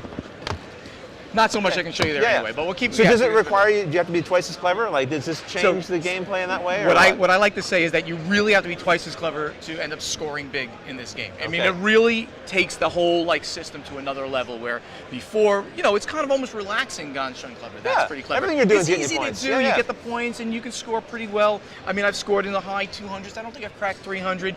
I can barely make a score of 200 every time I play this game. So now I'm only playing this because I got to figure out a way to do really well at this. So that's the second in the series, and that's twice as clever. Just street dated 2 weeks ago. So this is now just out in stores. Of course, we have it here at Origins. Now available, right. And then after that, we have Bricks, also by Wolfgang Warsch. Again, the guy's on fire. This is very, very, very different. This is like Tetris, the roll and write. Really? So it looks I don't know anything about this one yet. Yeah. So on the score pad, it almost looks like an arcade game. A grid. Yes, it's a grid, and it kind of looks like the old stand-up like the Tetris games. Right. Yep. So what you're doing after you roll the 2 dice, and it's going to indicate the shape that has to be played. Now you can change it by doing certain things. You can vary it using energy, but once it's selected, then everybody must draw that shape. So you literally will drop it sort of from the top of your sheet down to the bottom. And as you can kind of see here on this, you're trying to fill in as completely as possible the various rows. And when you do that, if you get all of them filled in each row, it's going to be 5 points. If you get 9 of the 10, 2 points. 8 of the 10, 1 point, and 0 after that. As you get higher in the grid, you'll get times 2s. Right, so the higher ones, you'll get twice as many. So you get all 10 there. You would actually score 10 points in that row. And the top row, the hardest one of all, is a times 4. Now I know this isn't called Tetris or whatever, but does it I have can't even say that word. Can I say that word? Did I say Tetris? No, I didn't say that. No, you didn't. You didn't. You might have. Cool guy Steven said it, not you. So in this one, can you kind of bust, where you're I can't fit it in, and now I'm the stack's getting up there high, or? So the answer is absolutely can. And if you play very, very, very, very badly, maybe that'll happen early. But once you play, everybody will bust out around the same time, within 1 turn of each other. It'll be a very quick thing. Now there are options you can use these bombs here that are on the side to say, I cannot fit that piece, I don't want it. I'm going to spend the bomb, but I'm spending a victory point or 2 or 4. As I use my bombs up, so try not to use them. There's also, you can earn energy in the game. So you know how you use the joystick in the old video game to shift it over this way? Of course, So you use energy to shift it over if you want to sneak it underneath something or stuff like that. Or you want to rotate the pieces on the initial roll. All right. So that's Bricks. It is Tetris, the roll and write game, and again by the genius of Wolfgang Warsch. I tell you, he's got so many different ideas within similar spaces and in completely different ones. So amazing. We also have a game that we come out with a party game by him called Subtext. Right. Where I know I played that. Yeah. Yeah. You did. What'd you think? Yeah, it was really cool. Amazing, again, I'm like this guy. He keeps thinking outside the box. You have to. It's a drawing game, but you don't want to draw well. Right. You want to draw as subtly as possible to the clue. Yeah. Sort of like that Dixon Like you've thing. seen in a lot of other games where you don't want to be too obvious. If you're too obvious, you're going to score 0 points. If you're not, So that's Bricks. That was Bricks. So also in this line, which was released actually right before these 2 games, is not quite a roll and write, but it is a flip and write. Yes. Flip and write. Yeah. Flip and write it is. So it's by Uwe Rosenberg. Okay. I know that name. The man's credit is astonishing, right? Yeah. He did the whole line of games called the Puzzle Trilogy, Cottage Garden, Indian Summer, and Spring Meadow. These beautiful, beautiful games. And now we challenged him to create a game where you are using those Tetris-like or Tetris extended, because they're not just the X number of pieces, right? They're bigger pieces. To use those ideas in a drawing game where you're writing down what the piece is, and you're trying to most completely fill in your grid. Yeah. The grid is, I don't know, 20 by 20 or something like that, piece of paper. I had a chance to play this at Bgg Spring, picking up at your booth, and it's interesting because you're basically have these 2 stacks of cards, and 2 will get flipped over, and each person decides Exactly. which one they want to draw and which orientation. Right. And like a lot of these games where everyone's sort of doing the same thing at once, you think, well, isn't everyone going to do the same thing? No, everyone does wildly different things, and it creates these very different outcomes. So and the reason it can't be the same is everyone will start out with a different piece that they'll draw right at the beginning. Initial starting tile. Everybody will have an additional initial starting tile of, it's like an 8-piece Yes. Tetris piece, polyomino, I think they're Yeah. called, right? So you draw that one in, and then 2 cards get flipped over. You might pick this one. Everybody might pick that one.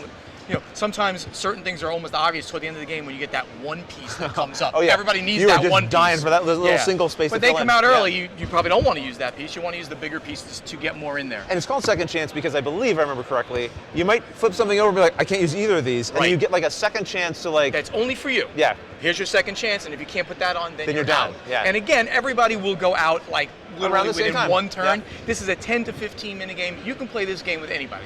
Kids, grandma. I mean, it's so simple. And there's a certain artistic element to it, right? You see this on the cover. People, there's no thing in the rules that says you have to draw them all in different patterns. People just naturally do it. And you have these nice, beautiful little. That's little exactly drawings. right. You draw you end up doing that. People put smiley faces. They draw little flowers. I've seen Debbie Ojai play this game, and she was like she's an artist, Yes. and she was like, Wonderful my artist, goodness, yeah. amazing stuff that she was drawing. So that's Second Chance by Uwe Rosenberg. And I want to mention one because I don't have them here. We already talked about Gone Schon Clever, or Yes, That's Pretty Clever, yes. and then we talked about Twice as Clever and Bricks and Second Chance. There's also 2 more games in this line coming out. So that's going to be a total of 6 of these games, all in the same year.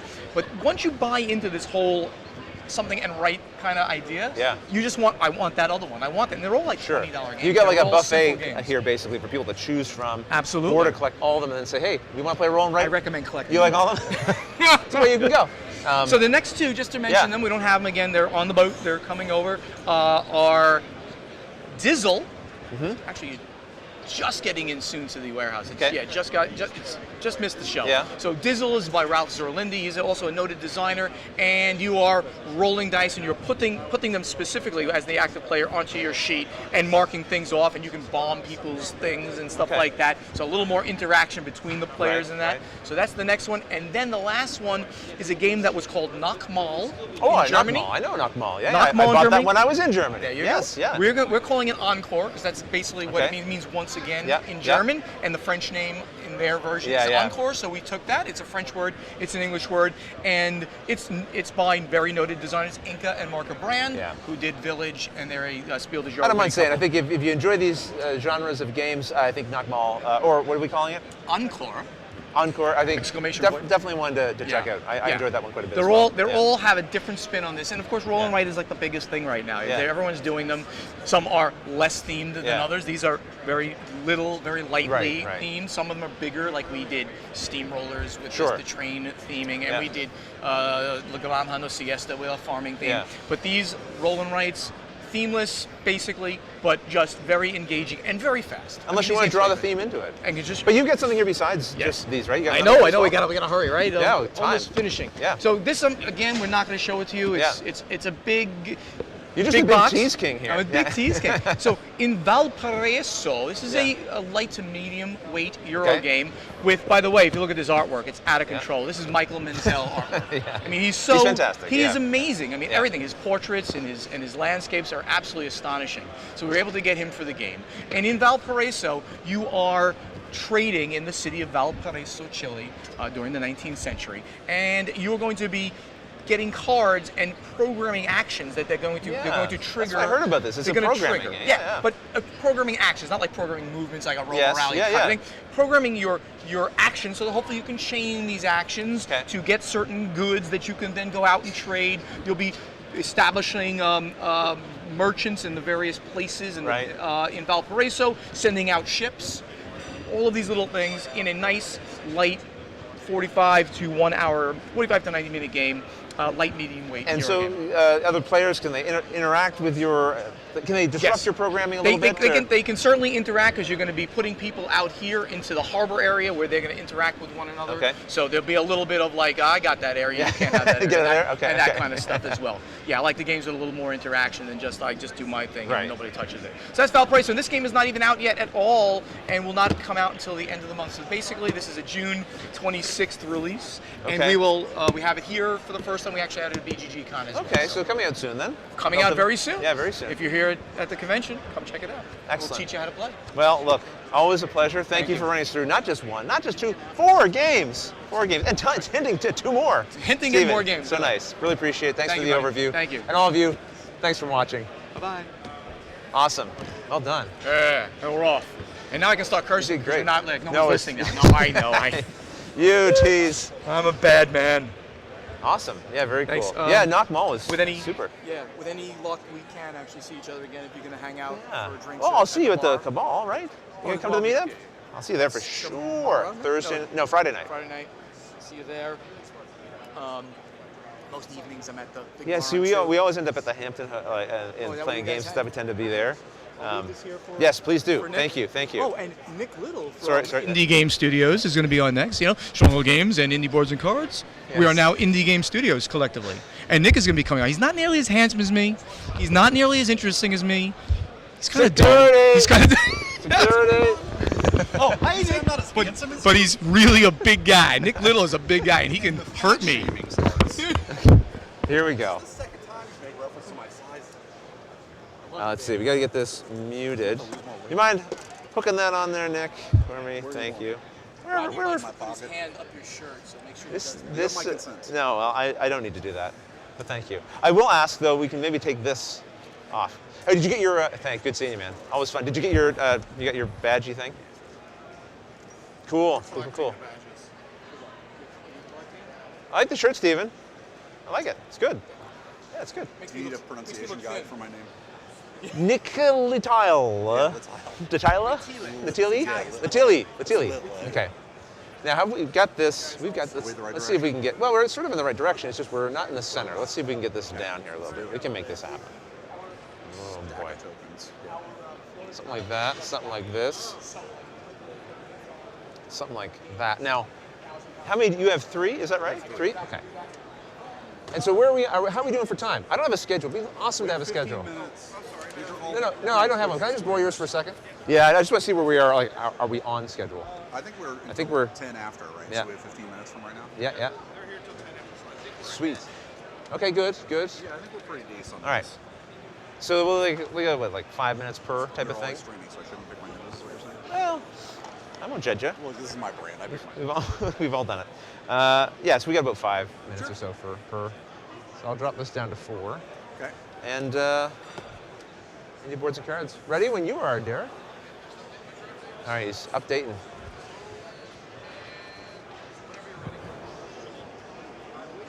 Just gonna bring these down a little bit. Anything you need to show, we'll just sort of hover there. Sure. All right, here we go. Hi everyone, I'm Rodney. I'm here with Board Game Geek, and I've been joined by Nick Little from Indie Boards and Cards, and we're at Origins 2019, and you brought a game to show us, Yes. Among Thieves. Among Thieves. So this is kind of the expression. There's no. Whoa. No, it's my fault. I muted it and didn't. Can you hear me? Testing. Yeah, 1, 2. that'll be a lot better, I'm guessing. You got me? Where do you want it? Where? He wants it between the buttons. Okay. Between the buttons and me. Yeah, it'll get it more.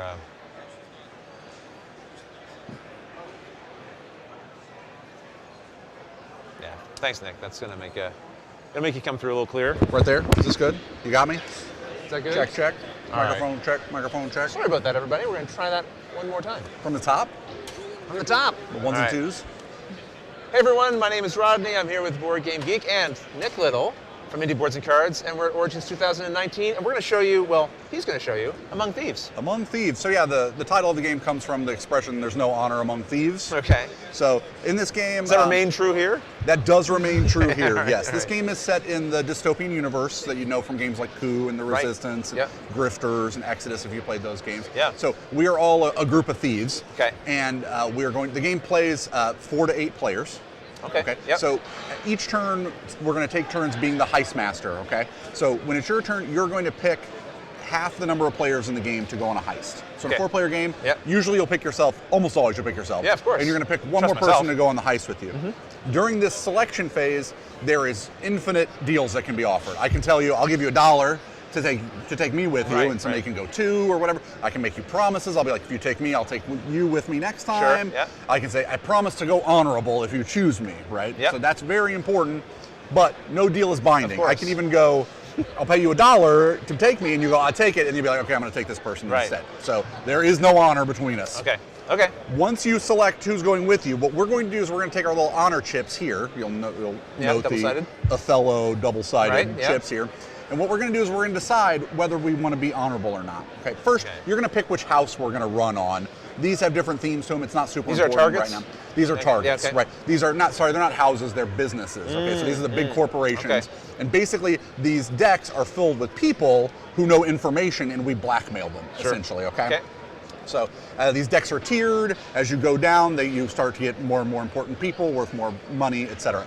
But anyway, the important part is you and I are going on a heist. Yeah. And we got to decide if we're going to backstab each other or if we're going to be honorable, okay? Right. So you're going to cover it, and when you're done, we'll just reveal. Ready? Go. Yeah. Okay, so we're both honorable. Yeah, we are. So you chose to run on the blue corporation. I did, yep. We're going to reveal 2 here. So we got a total of 6. Right. So we both get $6. So we would grab, you'd get 6, I get 6. These That's players, the way you do it? Right. There's Yeah. player screens here, Yep, so you can hide hide it, things. so you don't Okay. know how much I have, Yep. so that you can't barter, etc. Okay, so that's great. We're going to put these in the discard pile. Yeah. The next turn, we don't have any other real players, No, no. so I'm going to take you with me. good. Okay. Okay. So here goes. Yeah. You ready? Oh, yeah. 1, 2, 3, go. See, now we Wow. both went Oh, dishonorable. geez, yes. Okay. So let's pretend I went honorable and you went dishonorable. Sure, For okay. every honorable person, you are going to reveal 1 card, like we did here because we revealed 2. Yes, yeah. And then you're dishonorable. You're going to take one of these and put it behind your screen. Oh, interesting. All right. All right. Okay, so now what happens, it doesn't really matter what number's on there. There's like one Yeah. icon that can matter.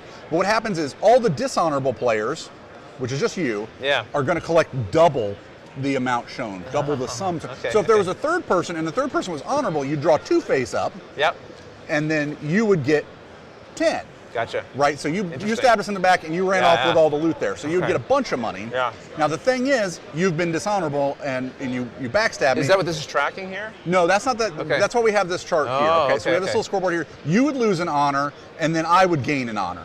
Okay. At the end of the game, if you have the lowest amount of honor, you're eliminated. Okay. I gotcha. So a little incentive not to go too crazy. Not to go too Even though crazy. there's a lot at stake there. What Okay. this matters for is, let's say you would have gotten this card. It has a little honorable icon here. Yep. At the end of the game, you're going to reveal all these cards you have, and for each one that has an honorable icon, you're going to move up one. Interesting. So I don't even really know exactly. You don't- This gives me a sense of where people are. Correct. But I might be stashing a whole bunch of Correct. honorable, knowing I can be a little more devious. So this game is based off, Interesting. if you're familiar with game theory, the prisoner's dilemma. Right, yes. Right, Yeah. this is exactly what this game is based off Yeah. of. And the prisoner's dilemma is solved if you do it once. Right. But the prisoner's dilemma becomes a lot more complicated When when you you do it do over it and over and in times. When Yeah, you're doing yeah, it 15 or 20 right, times. right. And you and I have established a relationship where 3 rounds ago you said that I could pay you $5 to take Yeah. you with you, and you didn't. Right. And now I'm like, well, I'll take you with me, Yeah. and then I backstab you, right? So it's That's clever. constant like Yeah. lying and negotiating. You're trying to buy back favor from Right. people. There are these event cards where some of these will trigger an event. Right. You draw an event card and you reveal it there, so there's a little more randomness and variability there. But I noticed there's a nice little play area here on the back as well. it to tells help you all the information there on the back. How long does the game typically take to play? The game takes about half an hour, 45 minutes. It depends. Obviously, if there's like 8 players in the game, it can be a little bit longer because It's the very much negotiation conversation, period. right, But right. but basically, half the players in the game play every turn, and even when you aren't playing, you can still try and buy your way into play. Right, okay, yeah. So Excellent. So when is this going to be available? this is available now. It It's came out 2 weeks ago. 2 weeks? Yep. Okay, well, thank you very much for the overview. This is a game that interests you. You can keep an eye out for it. Until next time, thanks for watching. Thank you. Awesome. That sounds really cool. It is a lot yeah, of fun. Yeah, Yeah. And like, not a lot of rules overhead. You can just kind of jump in and get to it. Yeah, pretty much everything is explained on the back of this thing here. Something that I don't dive into in the quick explanation is that each one of these decks has a different end game card that changes who gets eliminated. Oh, that's and who okay. wins. Okay, it's going to end So by diving down. Into the it'll deck. if it goes so that you would draw a card and you can't, it ends with the person Yeah. at the bottom here. But the thing is, like, if I went dishonorable, then this card goes face down here, and we don't trigger this end game card. Gotcha. Yeah. So even if you dig yourself too much of a hole due to random events or bad luck or something, you can still shoot for the Yeah, correct I deck. like the sound of that. I Yeah. have to swing by later. That sounds cool. Sure. Sounds very cool. How much you guys selling for here? 20. $20. Nice. All right. Thanks, Chad. What we got next? got Is it conflicting 2 legends or finger guns? Finger guns.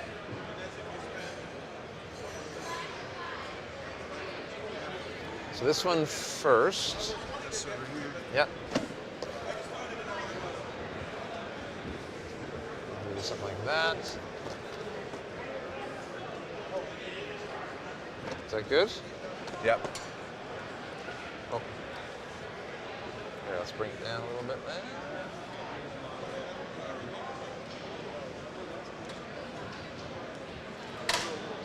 Yeah, just cut out that corner. Yeah.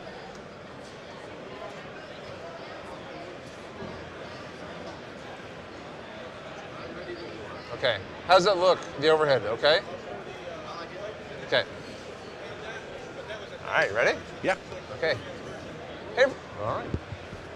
Hey everyone, I'm Rodney. I'm here with Board Game Geek and Nick Little from Indie Boards and Cards. And you brought finger guns at high noon. Finger guns at high noon. Okay, well, tell us a little bit about this. So in this game, we all play outlaws, and we've gathered in the town square, and we're gonna shoot each other to death, basically, is what happens. Okay. Essentially, it's the last person standing is gonna win the game. If the player count is pretty high, the last two people standing are gonna win the game. Yep. This game is super simple, and it is so much fun. If you like pointing and yelling at your friends, and sure, which is something I very much enjoy. Okay. So how many friends do you have, Nick? None anymore. I've shot them all. Right, okay. So basically, we give you a player aid that's shown right here, and it tells you what everything in the game does. Okay, right? nice. So I like each that. turn starts with a negotiation phase where we can talk about, hey, let's shoot Kevin over there. Yeah. And you're like, Oh, all he's right, yeah, the we'll worst. shoot Kevin. Yeah. We'll totally shoot Yeah. Kevin. And then, like, you obviously backstab me or whatever. Shoot you. Here's the thing. This negotiation phase can take 2 minutes. It can take 2 seconds. Sure. It ends as soon as someone says 3, 2, 1, shoot. And then everybody needs to be making one of these hand motions. Okay? So we'll go over the hand motions really quick. So posse. So that's just putting your thumb up. Yep. If half or more of the players in the game put their thumb up, everyone else that didn't loses 5 life. We formed a posse, and we just beat the crap out of them. Right? Sure. So the next one is saloon. If fewer than half they do it, then they just wasted their action. Yes, They're in a posse by themselves, right? Saloon, you put up 2, 3, or 4 fingers. If you're the only person to do that number, you gain that much life. Okay. So if you want to lay up for a minute, try Is and that gain what this some is life. tracking your life? Yep, exactly. Right around the edge here, you got 20 to 0. Okay. Shoot, shot. You just point your finger guns at somebody, they're going to take 2 damage, no matter what. Lasso. You do the little lasso hand symbol like this. If you're the only one to lasso, you're going to claim the ally character that's out here. There's only one usually. Okay. They give you special abilities. This guy is my favorite. He's Dewey Dual Shot Hansen. He lets you shoot 2 finger guns at once. Sure. You can shoot different people or the same person. Yeah. That's lasso. If 2 people do it, they get nothing. Right. So solo lasso is what you're going to do. Dynamite. You throw out the rocker horns here. What that does is deal 3 damage to the person on your left, 3 damage to the person on your right, and 1 damage to yourself. Right. A little dangerous playing with Dynamite is dangerous. Yep. Yes. The last one is power shot. All right. This is for those who like to gamble. All right. You point your whole hand at somebody. Okay, sure. You're like, it's nice to meet you. I'm going to hit you as hard as I can. Yeah. If you get to power shot somebody, they're going to take 6 damage. Right. That's the most. Here's How do I the thing. stop that? If you get shot or take damage from dynamite, your power shot goes away. So if you shoot me, if you think I'm going to power shot you, you shoot me in advance, and my power shot goes away. Okay. You basically, it takes a lot of concentration to do this, and you shoot me, and I miss my shot, right? Okay. So that's the whole game. As you get shot, you adjust your life total, etc. Right? Yeah.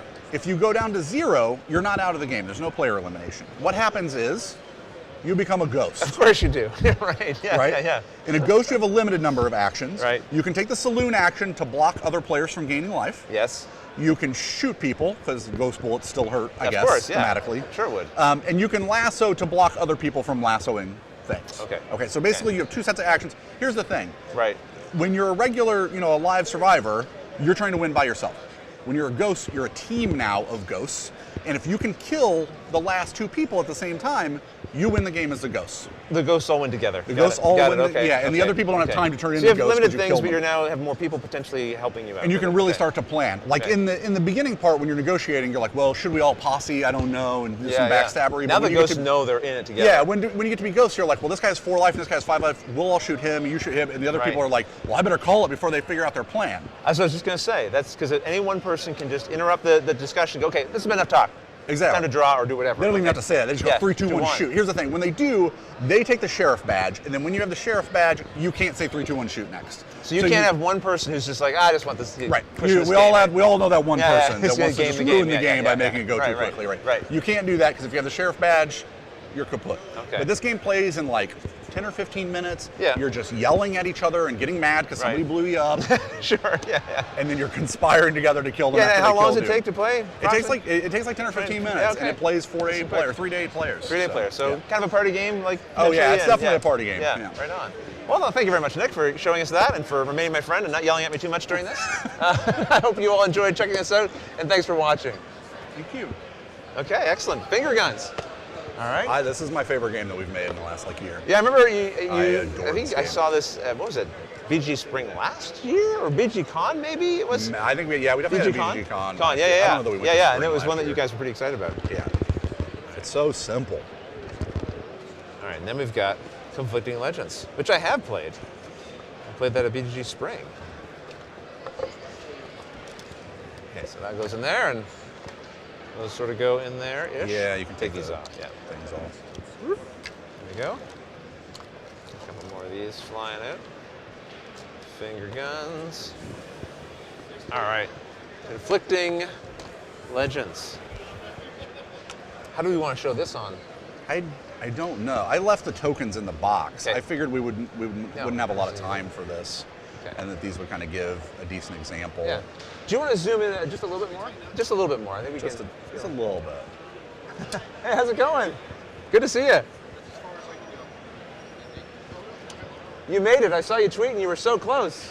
I'm so close. Yeah.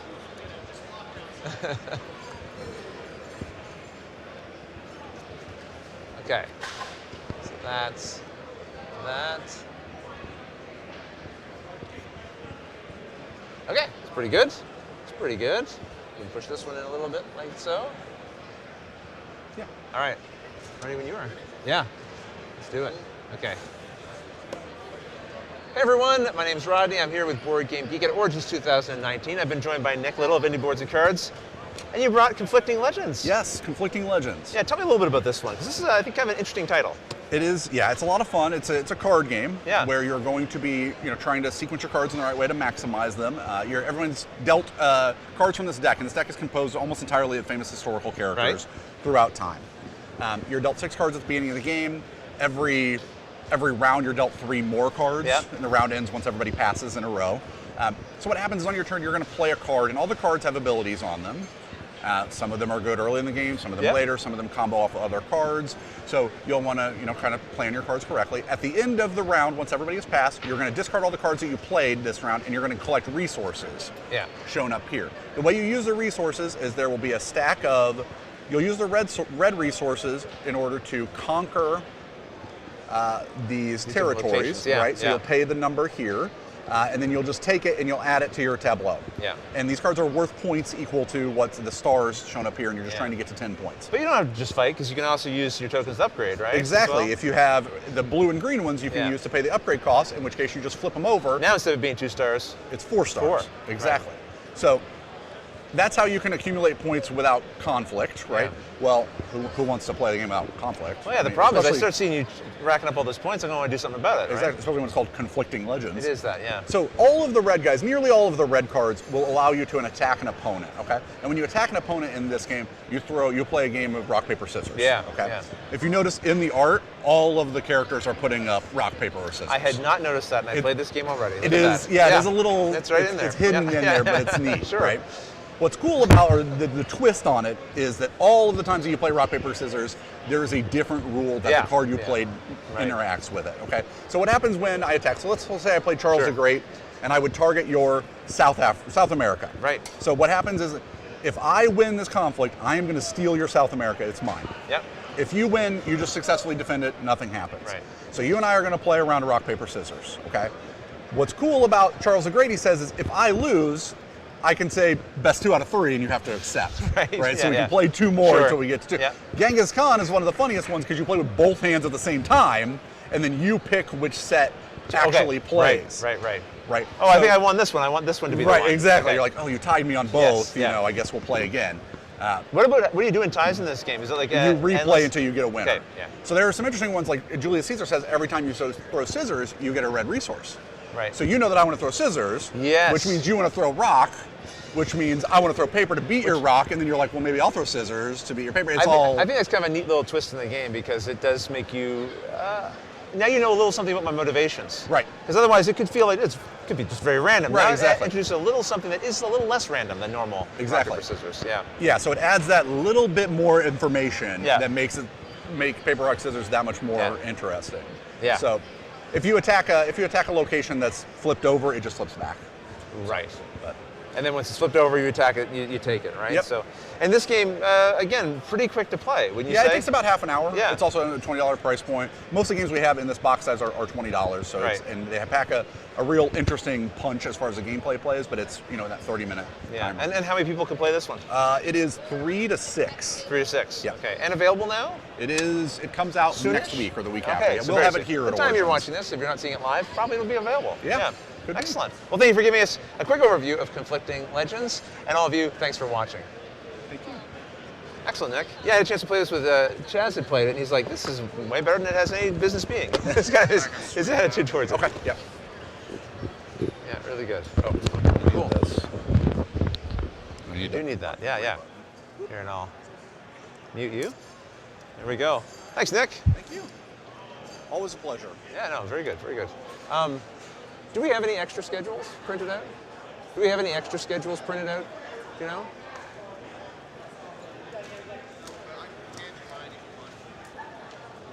You need to have it too. Dark Domains. It's the darkest. It's very dark. Ready for me? I think, yeah, let's make it happen. All right. So this, just hook it onto like a pocket is fine. Okay. All right.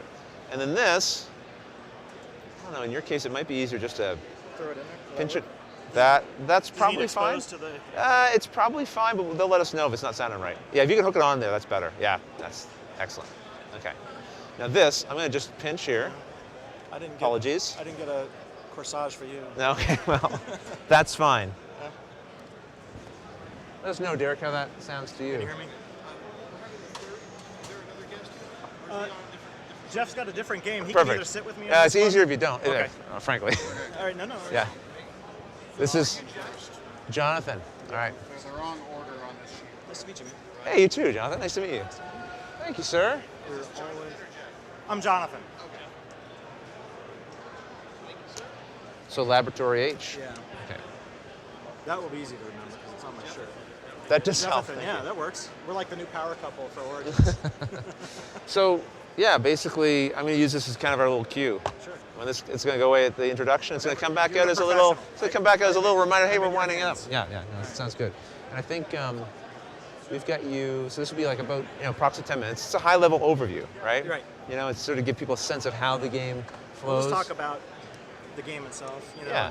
Kind of rough sense of what you do, and yeah, exactly. We don't have to get into the rules and stuff unless Perfect. you want to. No, I think the higher level of the overview, like as long as you give me a sense of what's kind of special or fun about the game, I think that's, because then it sort of makes people go, oh, yeah, and I can go Do you look lead into with it. do you ask the leading questions? I'll ask you little things, but Okay. feel free to kind of run with it. But right. yeah, I will definitely prompt you. All right, help me. This is my first time on the bright lights. Yeah, you'll do fine. All right. You'll do fine. All right. Good. I am. Yeah. How you feeling? You ready, Jonathan? I'm as ready as I'm going to Okay. get. Good. All right, excellent. Hi everyone, my name is Rodney. I'm here with Board Game Geek at Origins 2019. I've been joined by Jonathan of Laboratory H, and you brought a game with you, Dark Domains. Yeah, Dark Domains. We just we kickstarted this back in September, and we just got it in the United States here in early May. We're getting it out to backers right now, and it's over at the We've partnered with Mr. B Games. Yes. They're kind of our distribution partner. Okay. And our booth partner. So I just loaded a bunch of games for him to sell here at Origins. Oh, excellent. Yeah. Well, okay, so when people buy this game here at Origins or elsewhere, what kind of game are they getting? What's kind of the general idea? What's the theme of this game? So the theme is so cool. All the players play noblemen in service to a necromancer. Okay. And the object is to gain the most evil. So evil is the victory points, and these evil tokens here are what you're collecting. And so the board is the shining city of heroes, the goody two-shoes of this dark fantasy land, okay? That's about to change, isn't it? Yeah, it's a little bit of a change. Okay. And so you're a nobleman, and these player boards, these player mats represent your domain. And during the course of the game, you're going to place your, you can choose any one of a number of 5 different races, and let's say you're the elves. Yep. So everybody's gonna take turns taking board selection places on the board, and you might take the tomb here. Right. And when it comes time, you're going to place that somewhere in your domain, in one of these 4 quadrants, in any one of these 4 spaces, and that will be there to... So this gives you buildings you can add Yeah, to your so you're building buildings, location. you're sending your minions into town to gather resources, and there's a number of different resources. You've got your typical workers, lumber, stone and metal, and then on the other side there's elements that control a lot of the spell work. So you've got earth, wind, fire, and water, and those you can pick up here. So you're going into town, getting resources, building up your domain, and at some point you may choose to, as you have these light buildings, you may choose to flip them over to dark side where they're going to really start producing evil. Okay. So this is how it looks initially. Yeah. Then you can corrupt it. Yes, basically that's right. You bend it to your will. You bend it to your will, and then you're really going to start pumping out evil. So this crypt starts off with making 1 evil, and that's really nice because the adventuring parties will come around and patrol the hinterlands of the city of Harrows. Yeah. They'll come out and check and see if everybody's good or not. Yeah. Right. So if you have light side buildings, they're not going to attack you. In fact, they'll pay you a coin. To stay there? They'll pay you a coin because you're helping the city. Yeah. But if they find that you've done this, they're gonna come at you with it, right? Yeah. And so you have to be prepared to defend yourself when that happens. So you don't want to do this too early. This is kind of like a mid-game thing or late-game thing. When you've built up some forces or something? Yeah, when you build up forces, and you do that by collecting these monsters. So the monsters, once you flip a building to dark, we'll take We'll take another one. Let's hold it up here so we can see it on the camera better. Once you, let's say you got the Thieves Guild here in the production phase, it's going to make you 3 coins and 1 evil. And let's say you want to guard it, you might take the Black Cultist here, put that right on top like that. Yes. And so now it's making a combined 3 evil plus the 3 coin and has a 15 defense rating. Can I applaud the graphic design there? I just love that. So it's not blocking Thank you so much, dude. It's not blocking any like essential information, but now you can see it all in one look. Right. I like that. Okay. Yeah, so that will help protect you. Now you've got 15 basically defensive capability. And if you see here on the, there's 2 sets of adventurers. This is the Tauren Adventuring Company. There's some of these here at the top. Yeah, and they all have a die on there. So, and that will be, random. We have, I think, 48 different adventurers that will come out. And so they're going to roll some number of dice against you. And so you've got this working for you. There's also spells, lots of spells in here that you can have. Defensive spells, control spells, production spells, and attack spells. And all of that can help you do so these are the spells we have over here? No, that is actually a henchman. Oh, this is a henchman. These guys are great. Sorry, these are the spells These are the spells here, yeah. Okay. So you can... All right, so like a Howling Wind or whatever, okay. Yeah. And henchmen that you can hire? Henchmen you can hire, yeah. You can henchmen here, you know who they are. Over on the far lands, you don't know. It's a surprise. So if you look at both of those guys, and this is a really good example of how this can work and how the engine building goes. So this guy here, Hassan Amr, he just takes 1 medal every production phase, right? This guy, if you happen to have him or steal him from another player, he converts that medal into victory points for you. Okay. So, and the neat thing about, honestly, the coolest thing about this game is you can play it however you want. If you want to turtle up and just kind of do your own thing and not interact with other players, you can do that. If you want to, we had a group of players in France, they just went all at each other like crazy. Like the one guy, I don't know if I have a guy, this indicates they will attack a monster first. And they'll attack the highest monster. And this guy had a dragon, and it was the most, and you can see here the dragon. It was the highest rated monster, and they were coming after him, and they were going to take his building. So he used a spell, descended over to his opponent. Right. They attacked him, took out the monster and the opponent, and then he had a resurrection spell to bring the dragon back to him. So thematically, you have this sort of idea of there's these good forces out there that are trying to keep you at bay, but also the other players are also jockeying for position in this. Everybody's trying domain. to win the favor of the necromancer, right? And that's this guy right here. Yeah. So and why do we have a piece for this? Is he moving around the board? No, it's just the first player marker. First player marker. Got it. Okay. First player marker. And so you can do all kinds of things with the game. That's the thing I like about it, is it's really flexible for your play style. Yeah. And there's lots of different paths to victory, lots of different ways to get evil. I mentioned you can flip these buildings over to protect them or to make more evil, but you can just get these monsters and put them all over your board, and they will also generate evil all by themselves, and you might not ever get attacked by the Tauren Company. Okay. I've actually won this game never flipping a building over to dark side. So you feel like, you can sort of play to your style, or if you've done something in one game, you can mix it up and do something different the next time. Yeah, there's loads of.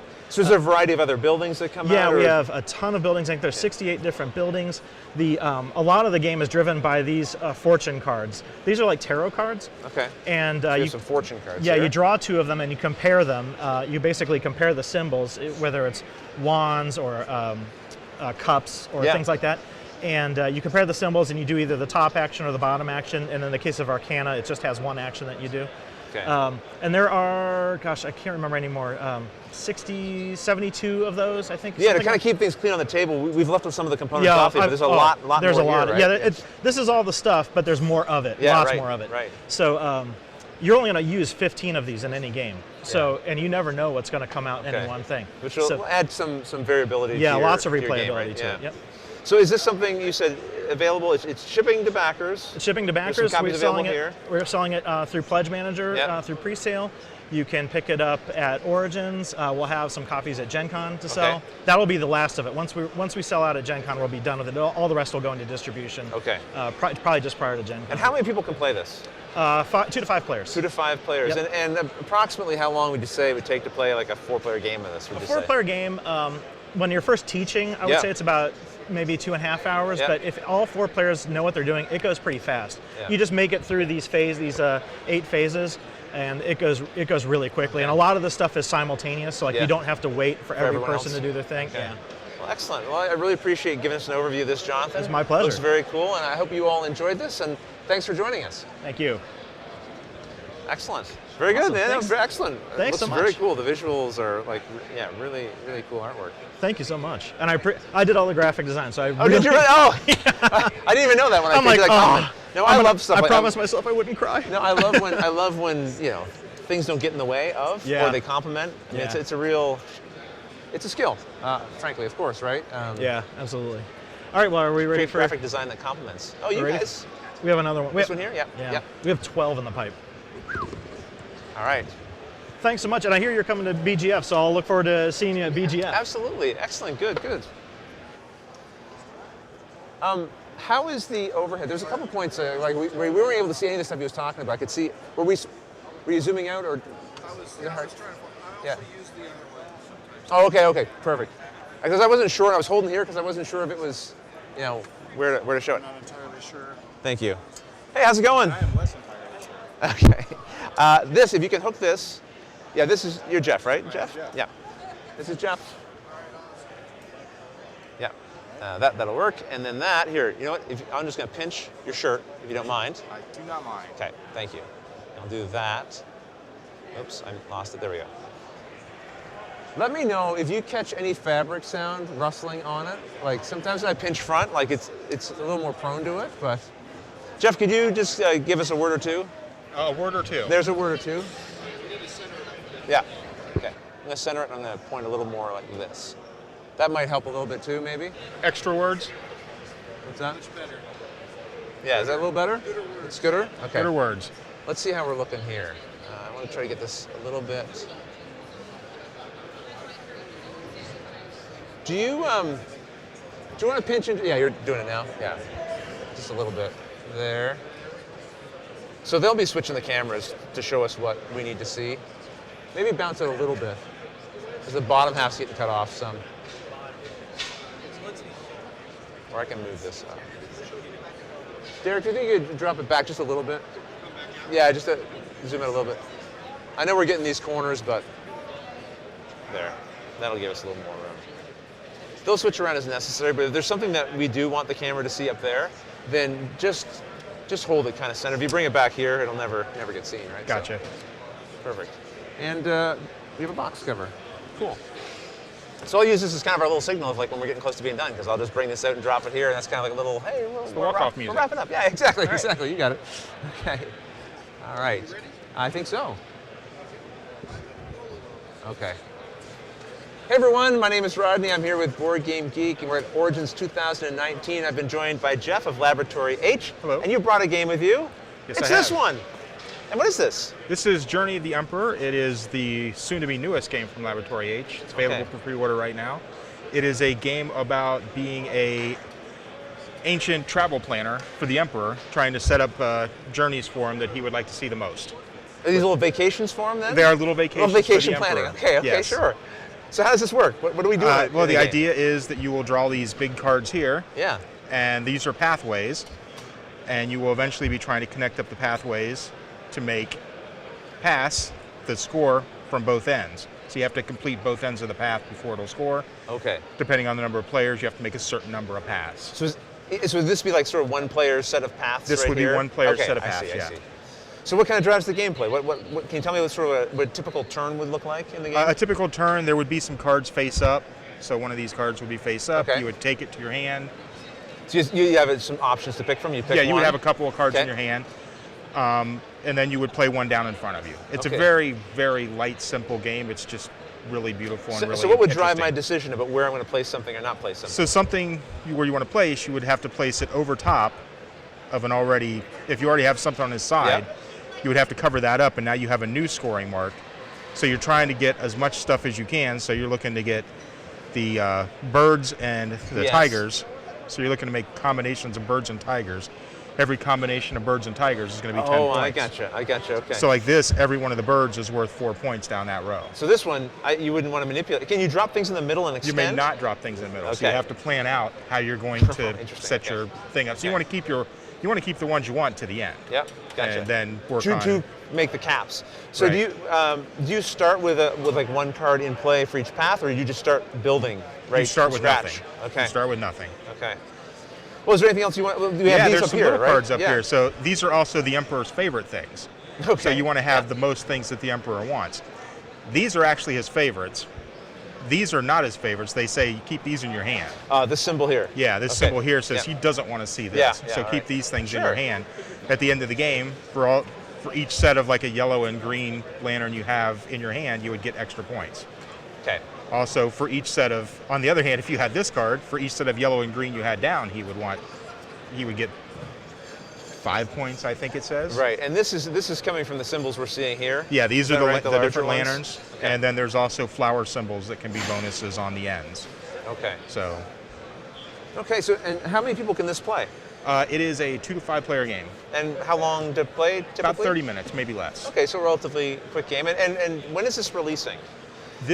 So this is available for pre-order right now. Yes. We are doing something akin to, I don't know if anybody's ever heard of it, the GMTP 500. Yeah. Where we're trying to gather up enough pre-orders, and then we're just going to go ahead and print it straight out. Gotcha. So once you have enough orders, then you'll print them out. Except that we are putting a time limit on it. So if it we will don't be have, printed. If we don't have it by December 1st, Yeah. we're going to give everybody who ordered it their money back. I gotcha. And then we'll So- figure out a new plan. But Right. we think we can do it. Yeah, I think so too. Beautiful looking artwork here and presentation. Yeah, we took it off of an ancient Chinese scroll called Along the Water at the Qingming Festival. Okay. And it's an 18-foot long scroll. Wow. So all these pieces Are pieces are from part that? of it. Wow. And they've all been taken. Everything's part of it, yeah. Okay, fantastic. Well, listen, thank you very much, Jeff, for giving us an overview of Journey of the Emperor. We appreciate that. And all of you, thanks for watching. Thanks. There we go. Easy All right. peasy. Thank you. All right. Got it. Technology and I don't work together. You did just fine. That was good. All right. Yeah, you bet, Jeff. Pleasure. All right. Ooh. Hey, Beth. How's every little thing? It's Beth, everybody. Eating a donut. Yeah, this is a perfect time to come on. It really is. What kind of? Space Explorer. It's a game. It is a game. It's a beautiful looking game. Goodbye, Beth. I love the theme on this, man. I watched Apollo 11 now. The new one I've not. Hi, Chad. How you doing? Nice to see you. It kind of restoked my love of space. We did a little Secret Ball Express episode, and I listed a couple games I was interested in. This was Did one you of really? them. Yeah, Oh, yeah, yeah. that's Because awesome. it just look. The motif of it just. Obviously, there's a certain visual element here. Yeah. The era, right? Right. Can I give you this? Do you have a pocket you can just hook that into? Is that? Yep, that works great. Very excited to meet you, by the way. Oh, well, thank you, Chad. Oh, appreciate that. That's super cool. very kind of you to say. Yeah, if you can fish it up between your two shirts, we can then pin it to the inside of that one. I'll help you. And I got one other little request. Maybe I'll get you to take that, take this off here if you don't mind. Yeah, sure. That'll just make it. Make everything easier. Yeah, it won't clang against it accidentally. Let's see. I am. Ooh, we're gonna go on this side, I think. All right, let me check and make sure this is not muted. Chad, let's talk for a couple of seconds just so we can get levels or whatever.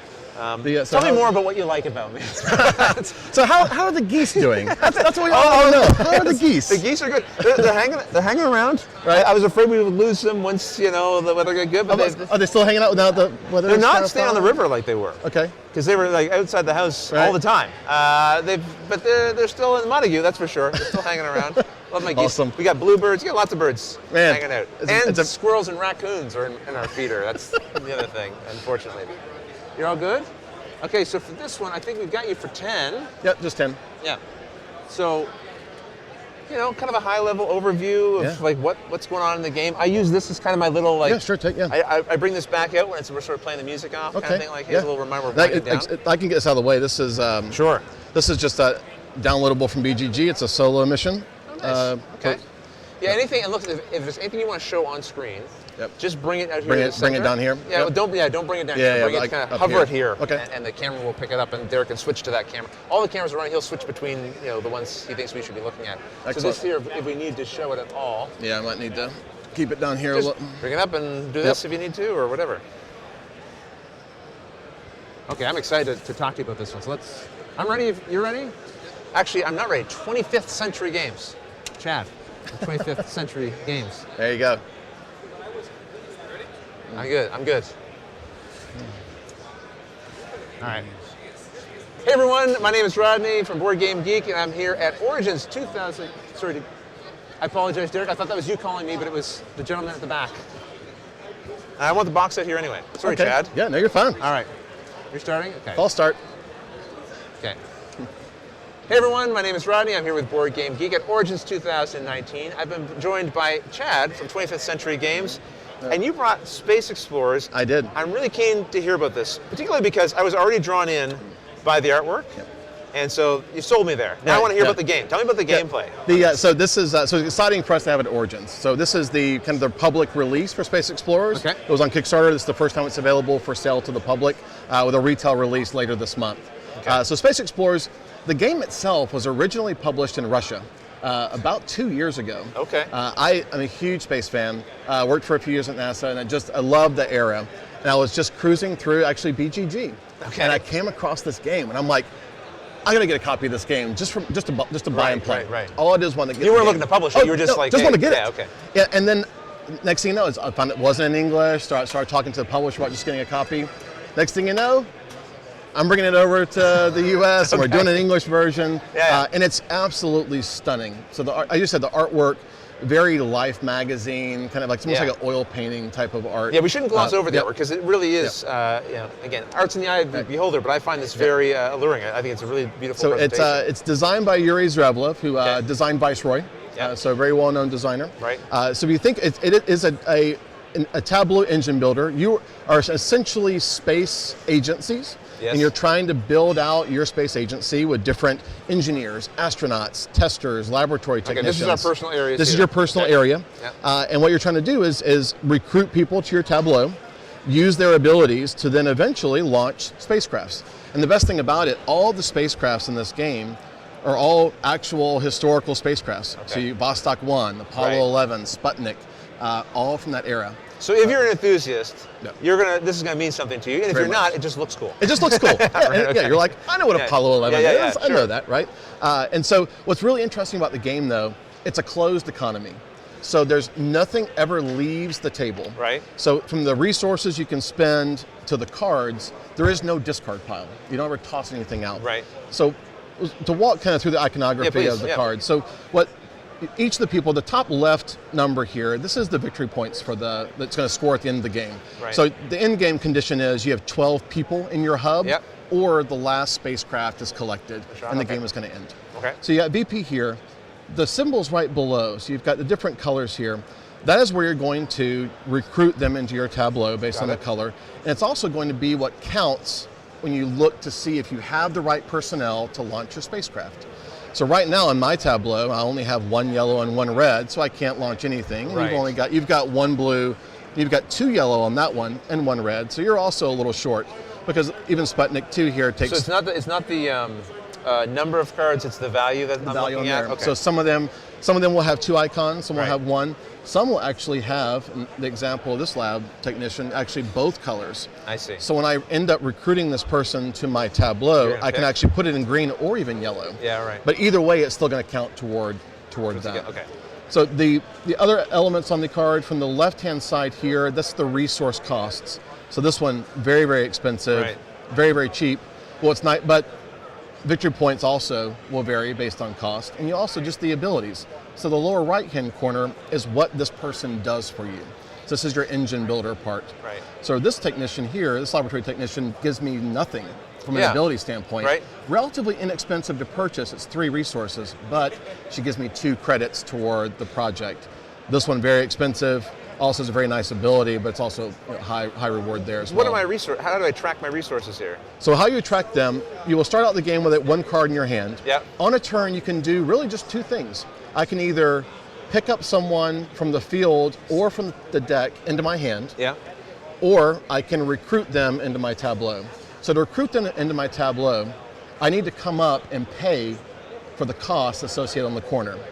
So right now, I start out the game with 1 token of each color. Okay. Yeah. So I could buy with tokens. I could buy this guy, or this one here, or this one here. Yeah. But I can't buy either of these. Although what I can do is this: you're also going to start the game with 1 card in your hand. Okay. And I can always just pick one up, pick one here, and put it in my hand. Yeah. At any point in time, I can discard a card from my hand back to the middle. Again, nothing ever gets discarded out of the game. Right. So I put it back out in the middle. Now anyone can pick this person up. Yes. But I have 2 wild resources to recruit with.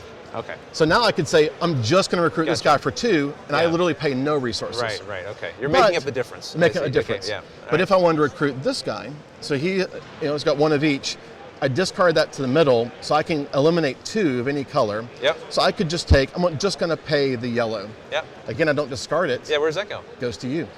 Ooh, Player to your left. Lovely. So now you end up actually having a little more buying power in your turn. Right. And so it kind of shifts, the resources shift around. Yeah. So now I would take this person and put him into my tableau here because he has a blue icon. Yeah. There's another way you can make things a little cheaper. So for example, if I recruited now, I wanted to recruit someone into blue. Let's say I wanted to recruit this person in. Because I have 1 blue generating value here, from the bottom up, I eliminate 1. If I had 2 blues here, I would eliminate 2 or 3. So now it gets a little bit cheaper as my engine gets bigger. Right. The more you invest in blue, the cheaper it becomes. blue gets because they're helping you recruit more of those type of workers. And is there a benefit in the diversity? I suppose part of it is that you're going to need some diversity up here to launch different types of ships, right? But yeah, so you want to try to look at the field of spacecrafts because all the tiles are double-sided. Yeah. And there's some extra ones not even shown here. Yeah. You can just mix them up and put them out. Okay. So you want to see the kind of a game plan of like what I might want to launch. But what's also interesting about it, you may never want to put anybody on top of this. And what I mean by that is the special ability? The special abilities. If I was to recruit, let's say I recruited this builder. Yeah. Right now, this guy is giving me 1 extra blue value. Okay. So right now I have 2 blue, 1 yellow, 1 red. Right. If I really wanted to buy this card, because this card is going to give me a green resource all the time, so I'd immediately have a green one generating. Got it. I'm going to put that in my tableau on top of the other card. Now you've lost the ability. I've lost the ability. Okay. Only the top ability is actually valuable. So another decision point of like, I want this. I need to launch this. I'm going to lose this powerful ability. Right. Is this the best card for me? It's the best card. Yeah, interesting. And you said you can also buy off the top of the deck you can or whatever. You can just recruit right in. Yeah. To your hand. So I turn. Next round, I could say, I really want to put that card out. Got it. Maybe I recruit it out, or I might just say I'm going to discard this back to the middle, get my 2 wild resources, and then do something else. And I see it's very, I would say, language independent here. We see a lot of symbols, but it looks like, is this sort of a player aid for what the different abilities are? So if you're not quite sure on what that symbol means, you can look it up very easily here, All of them are numbered, so I can very quickly, they're also grouped by type, so I can very quickly say, okay, well, this 59. Astronaut, 59, what does it do? I get 1 progress point of this yellow skill. Right. In my hub. That makes sense. So which is where the language independence kind of comes in because the cards themselves are not, but the player aids are. And they're double-sided. So it's each player will have their own. Yes, yeah, perfect. So until you kind of learn the iconography, this gives you a good way to kind of just quickly double check it. Now you've got a couple of things I see off screen there a little bit too. What do we have here? I did. So as part of so one of the things we also worked with Yuri on was a solo game. So this is actually a soloable game. So we actually built a solo mission flight plan. So now you can actually have a whole rule book dedicated just to solo play. Now this rule book was available, we did it as a bonus promo for our Kickstarter backers. Okay. But if you go to the Space Explorers page on Board Game Geek, you can download this and print it out and have a copy at home. Excellent. So is this something that's included in the game though when you buy it, or is this a separate thing? It's a separate thing. You have to go to Bgg to get it. Okay, excellent.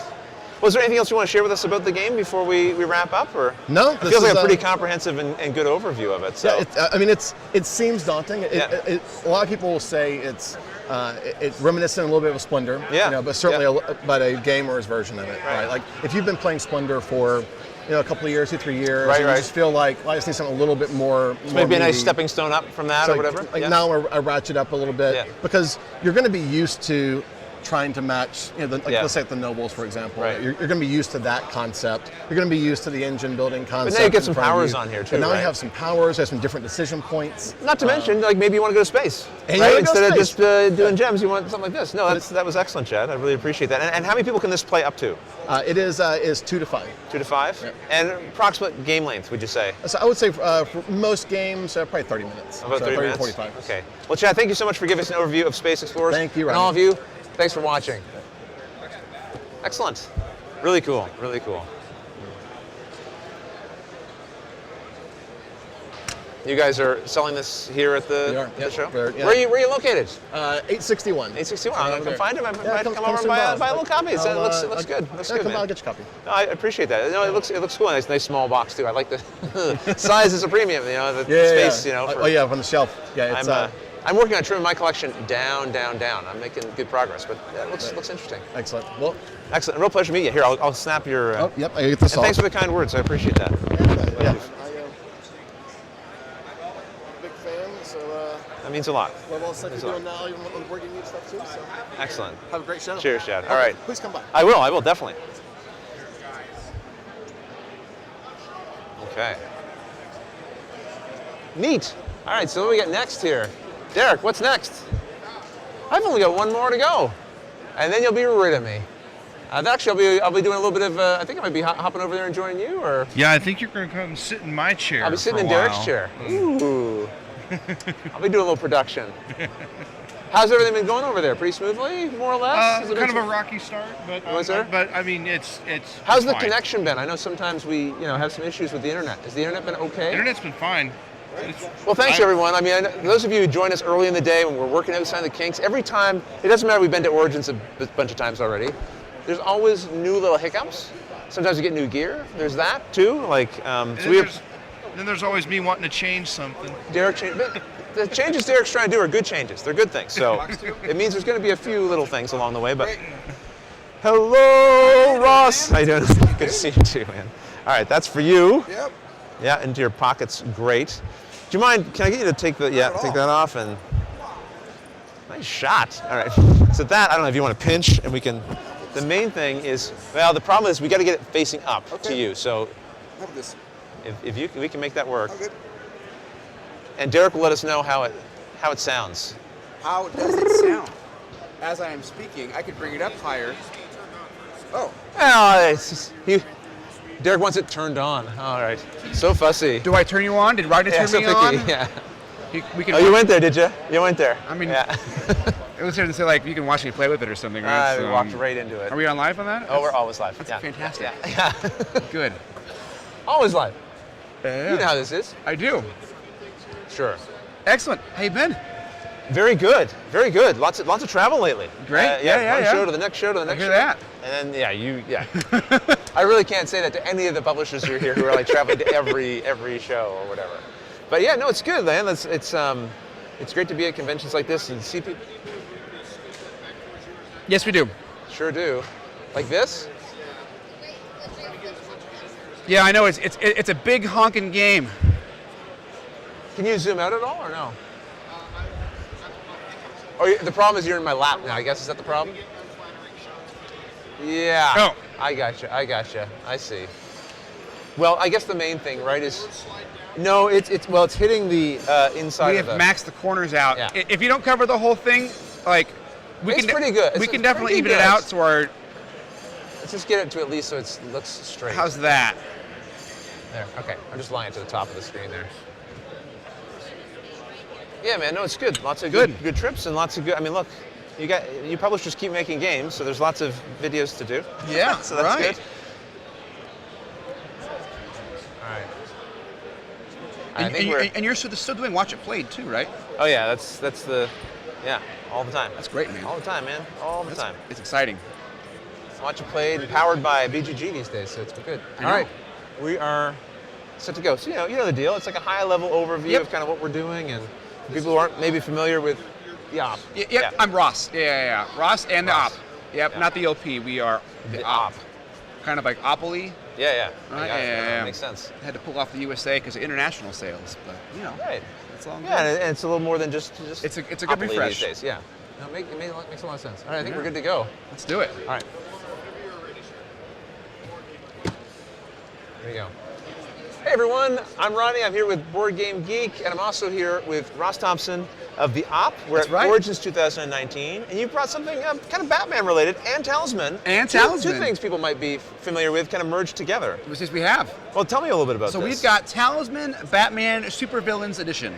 Okay. And so this year DC is celebrating 80 years of Batman. Yeah. And they've also dubbed this year the Year of the Villain. Okay. So we decided to play It's good to be bad. Right? Yeah, Right. true that. So we decided to play along with that Yeah. and do a Talisman Batman edition. Okay. And so we all know Talisman, and if not, it's a cool roll and move game where you're adventuring around, essentially get to the center of the board and win. Right? Yeah, I can see you kind of replicated that here. We sort of have this staircase that eventually kind of winds down here at the end of it, I guess, and this is what we're trying to get down to? Yeah, so in this game, you're playing as Batman's rogue gallery. Right. And then you are trying to essentially get to the center of Arkham Asylum and then release all the villains and become King of Arkham. Right, so we got the security control room. Yep. Release everybody, okay. Yeah, and so as you're rolling around, as you've got all the different characters here, it's all based on the New 52 art. Yeah. Which is super cool. So we've got Clayface and Joker and Scarecrow and bunch of minis. Okay. Bunch of minis, which is super cool. And then all the cards, and they have all their characters right there too, which is super fun. So we got Mr. Freeze right there and Two-Face. Yeah, all the popular favorites. Right? Oh yeah. Which it was kind of fun to kind of go through because he's got such a diverse rogue gallery. Yeah. We want to make sure that we had enough characters that kind of everybody would have a good time playing. Yeah, and everyone's got a special ability I see here and different characteristics. And Yeah, things so that you've help got, in the game. we had to figure out how essentially, because in Talisman you've got magic and strength and things like that. Right. So in this one we did health and cunning and strength. So instead of having magic, you've got cunning, which allows you to kind of play around with all those kinds of things. All of his villains are definitely, cunning in their own ways. And so we've changed it up a little bit too. And then you've got ways you can buy coins and do stuff. So we have our fake coins, kind of based off Two-Face's coin there. They'll allow for rerolls. Yep. And you're moving around. Everyone has the place they start at, and you're definitely going around in different areas of Arkham. And on the board, it's a kind of a cool sepia tone. Yeah. And it's all new art. It's all fully illustrated, custom art for the game. Yes. Which is great. And then you can kind of see it on the little gray bits there. But Harley has ran around and essentially some little spray paint here or something. Yeah, and she's just like written up all her little things, like sleepy time over in the morgue, or Young Yum in the kitchen. So a few little Easter eggs for people to find. Really here, good right? stuff. Yeah. Right. And the cool thing about this game is it's made for people that want to play Talisman. Maybe you don't have to spend the full 6 hours. Well, so what shortens the game or makes it a little faster play? We've leveled up a lot of the character bits, and so if you've played Talisman before, you know how everybody has to raise their skills up and things like that. We've got ways that there's more cards that do that. Okay. And then we've also put a few other ways to come into the game. So instead of just having to go around and only go through the guard posts. Yes. Yeah. We've got a couple other cards in the Encounter Act 1 that allow you, there's like a vent you can crawl through, or you can find keys that can allow you to jump through as well. So that kind of helps speed up the game. Yeah, and so we have a whole stack of possible events here, right? Yeah, so there's Encounters 1, 2, and 3. Yeah. And in those ones, they've got guards you can run into, loose inmates that are running around. All kinds of random unexpected Batman things, things. right? Red Hood's there, he can give you stuff. There's a Lazarus pit hanging out in 1, 2.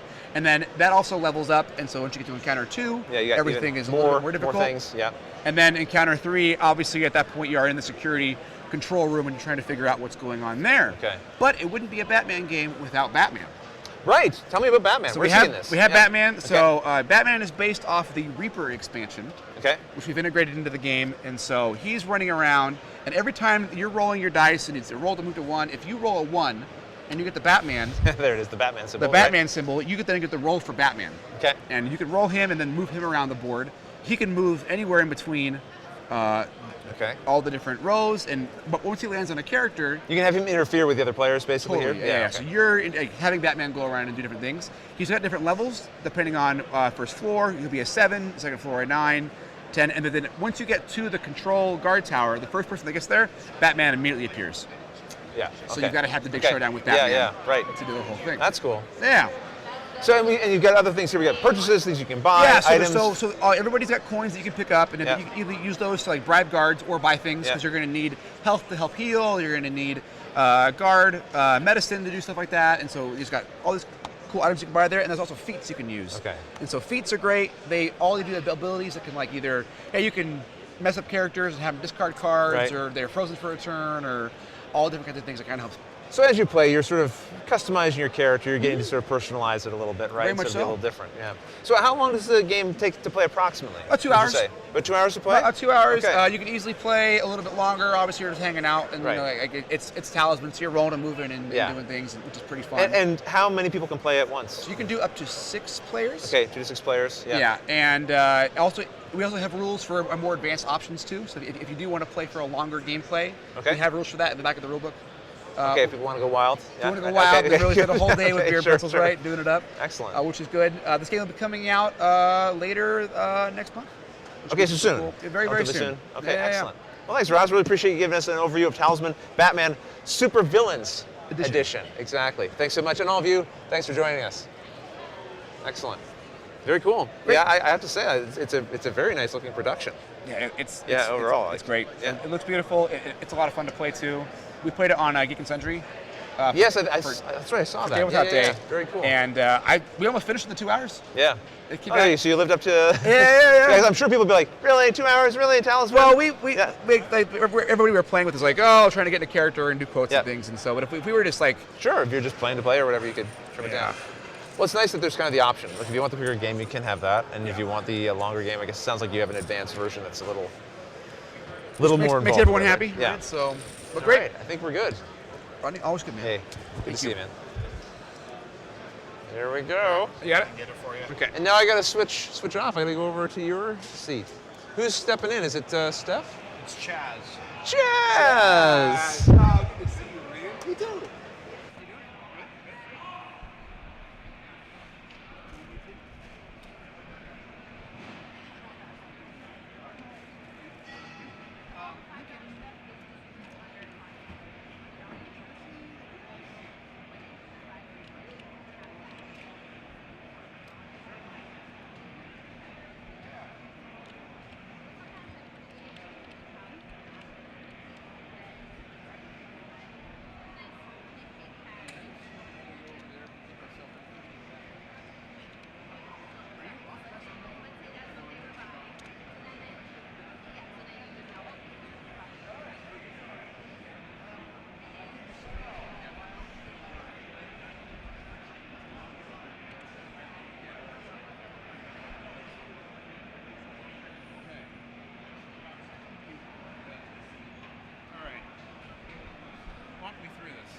Alrighty. I kind of remember, but so never.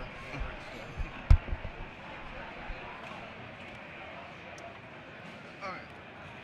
So the red headphones is the live stream. If you want, if you like need to talk and you're hearing yourself, you can't stand it. The black headphones are real time. Okay.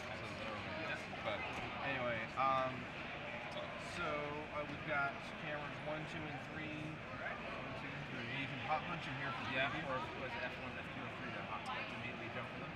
Yeah, but I don't recommend that. I like the habit of preview it so you see it before you take it. Then you hit enter to cut. So we can do this. Yeah, that's just good practice. So yeah, 1, 2, and 3, and if we have to stall, producer cam is 4. I had Scott here earlier. That microphone is over here. That's what's picking up your sound?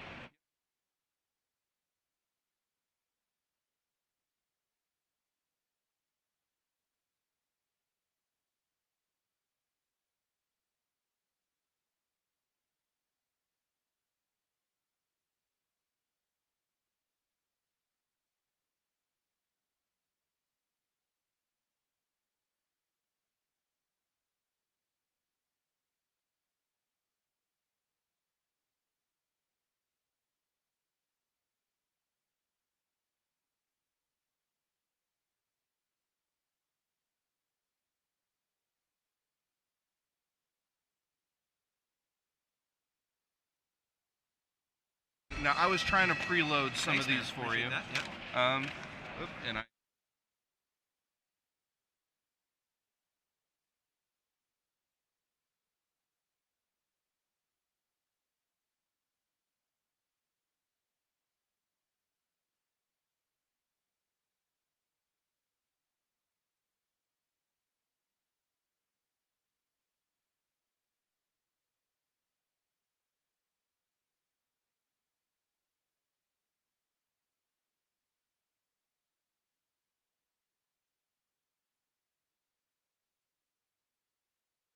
Oh, and can you check if your mute is off? I will check. Yeah. Yeah, sorry, folks, for the no audio. I turned everything off for just a brief moment. But. Okay, 1, 2. Does that look good? Yeah, do some mouth words for me. Hey, I'm doing mouth words for Derek. It's so awesome to hear these mouth words. Cool. Yeah. Okay. The new game coming up, mouth words. Just so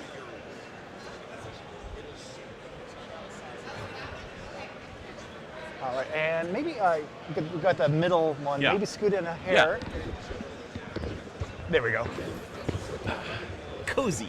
Yes. It's always kind of like, okay. And this one is the orientation. Perfect. Okay, good. They have the orientation, so it's yes. Us. All right.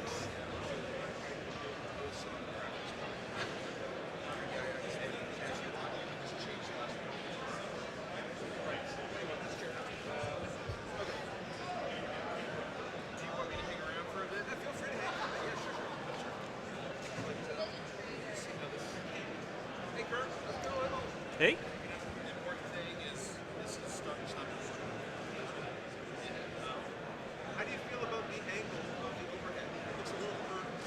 It looks a little, yeah. You rotate yours forward. Oh. That's all I'm saying. Just rotate it forward. There. Oh. Yeah, that looks better. Yeah. Okay. So you gotta kind of hold that. Yeah, is this been touches in their cameras? I don't think it has. Good. Okay. Almost ready. Very close. Okay. Very close, everybody. So, do we have keyboards for this stuff, or is it just Make sure I silence my phone here.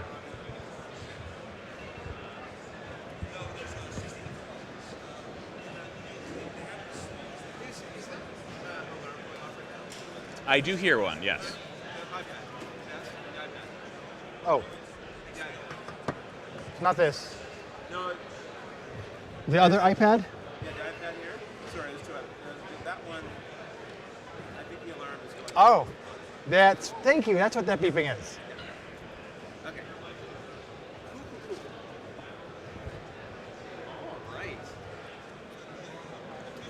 I don't think there's a way to set a timer on an iPad that doesn't actually make a noise when you're done. Okay, you ready? Yes. All right. Hey there, and welcome back to Board Game Geek's coverage of the Origins Game Fair 2019. And I am joined by Kurt Covert from Smirk and Dagger Games. Hey. Hey, it's always a pleasure to see what kind of weird backstabby stuff you've been up to. Ooh, and I got a good one today. Yeah. Okay. Yeah, Yes. yeah. This is the Menace Among Us. It is. Is it? So yes, tell me what good stuff you got from me today. Okay, so Menace Among Us is a semi-co-op. Okay. And it is all about hidden roles and agendas and trying to save a struggling starship which is in dire trouble. Okay. Okay. Yeah. The perfect scene. Right. Okay. Or, of course, conversely, trying to destroy said starship. So, well, everybody has their own, goals in life. Indeed, yeah. So, in this game, you've got the starship here, and you'll notice that the energy is down to 0. Okay. Engines are dead. And there's only limited air on board. Ooh. So, as a loyal crew member, what you need to do is you need to raise the energy to 100 Okay. without suffocating. Good plan. Yes. Now, that of course is difficult because the people who put us in this situation are the Menace, and they are hidden among us. Okay, that's the name. Hence the name. Okay. They look just like us, but they are trying to destroy the ship or just outright kill us, one of the two. Either way, they don't mind. Okay. They don't mind. So what's going to happen is this game is all about shuffle building a personal card deck. Okay. So the first thing you're going to do is you're going to select out of all the ones on the table an agenda deck. Okay. Now, the agenda will tell you whether you are in fact a loyal crew member or a horrible menace. All right.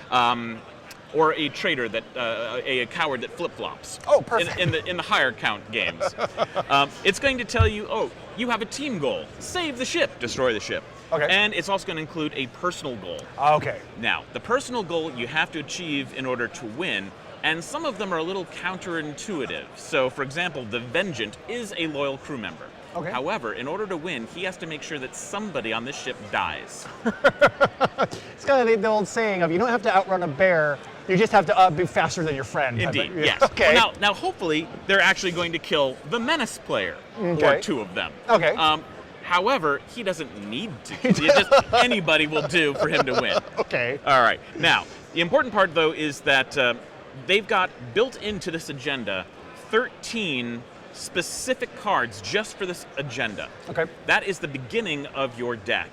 Okay. Then you're going to add to it. Once you know your personal goal, Mhm. now you're going to choose one of 18 characters to help you do that mission. Oh, okay. So now, 7 new cards come with each character, and you shuffle them together. So it's a shuffle-built deck, Okay. custom to you, with that combination. Interesting. Now, the agenda decks that you start with. Yeah. Are they all the same or are they all different? Completely unique. Okay, so you're going to have not only the unique agenda decks, but then the characters kind of go and specialize them. That's correct. That's a lot of different combinations. There's a lot of combinations. That's a lot of chaos. Yeah, it's 10 different agendas and 18 characters, over 300 cards in the game. This is a meaty game. Okay. Yeah.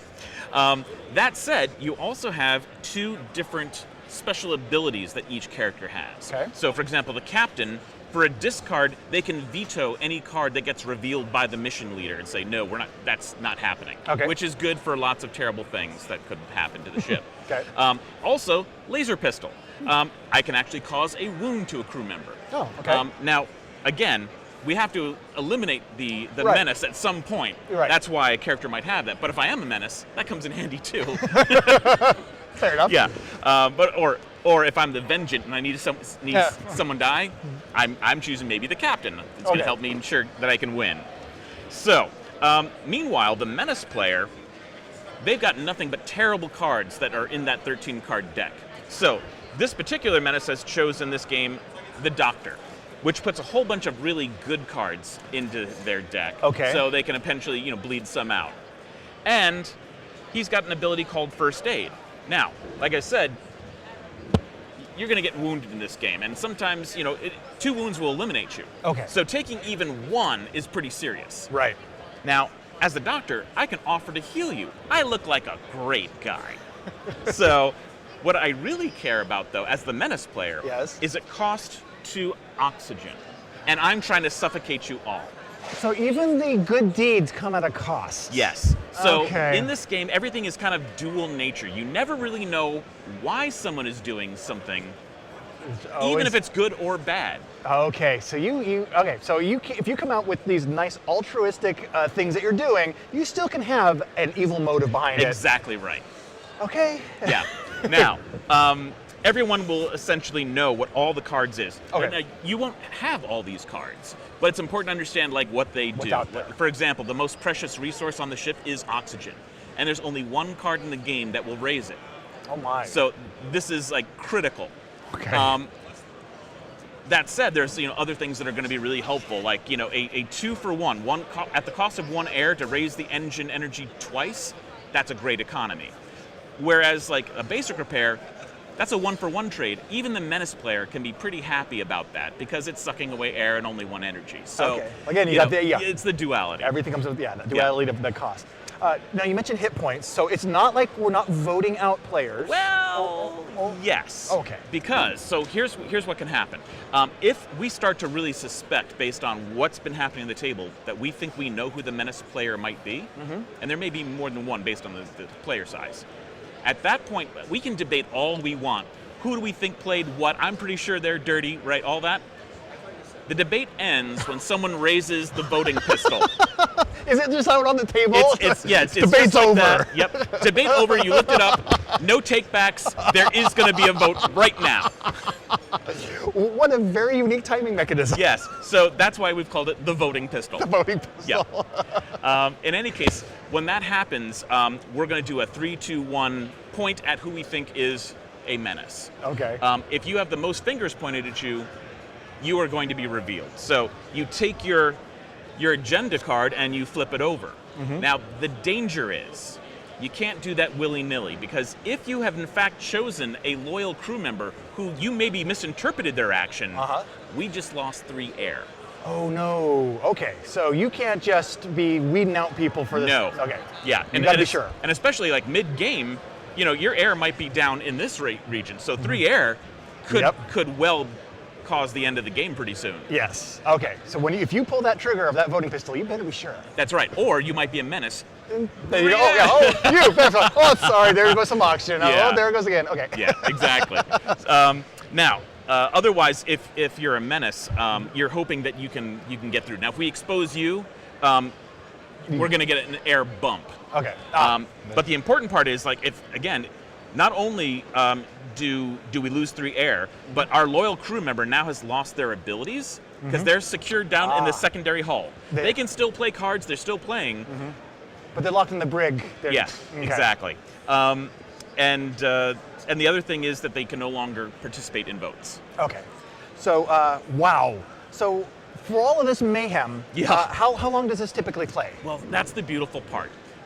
It plays in 40 to 60 minutes, and it's 4 to 8 players. 4 to 8. Oh my. Ooh. Okay.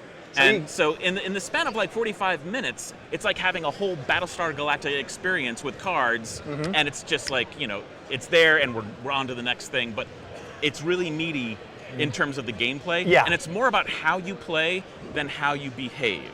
So it's not like a werewolf; it's more like a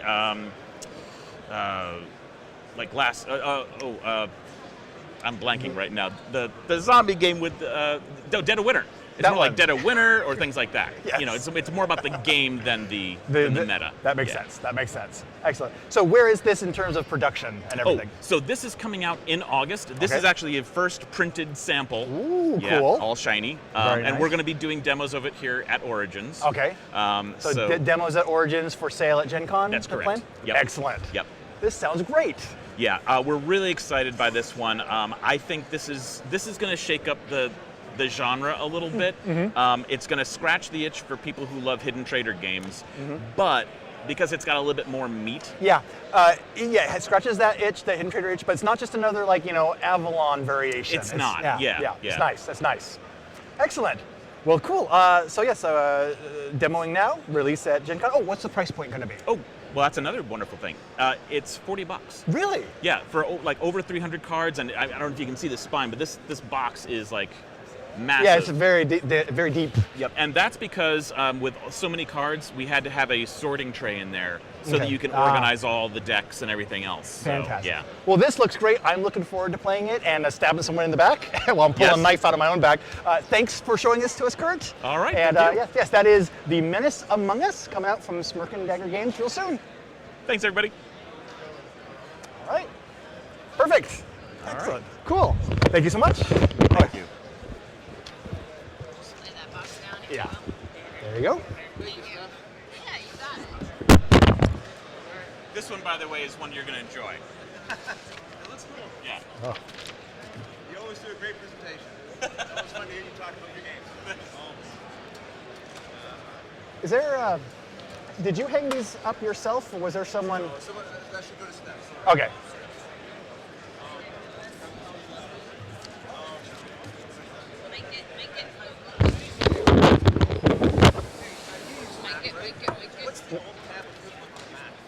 It's the option. Alt tab? No, I don't know. I haven't used Mac in like a decade.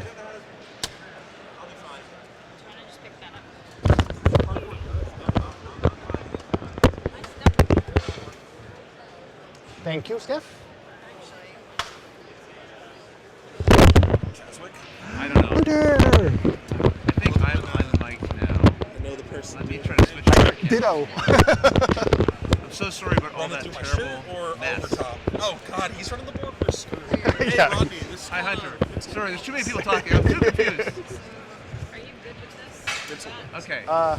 He's. Oh, sorry. Oh no, I set those down too soon. Sorry. Oh. No, you're good. You're good. I think Derek there. left me with a Mac. I don't know how. No one knows how a Mac works. Can we mute Hunter's mic? Rodney, what's good for the Muted. Sorry. It's pandemonium. Okay, 1 second. I gotta get myself off of here. Oh. Can you get Scott's attention? Oh. What do you need? Oh. What do you need to do? Oh, I was trying to get Scott because he could play answer that question for you.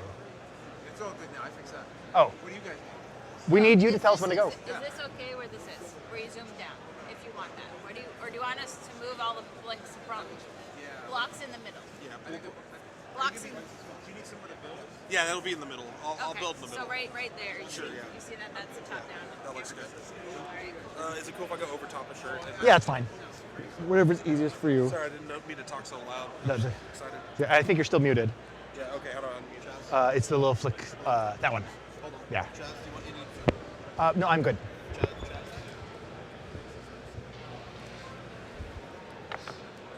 All right. I apologize for ruining Rodney's part of the stream.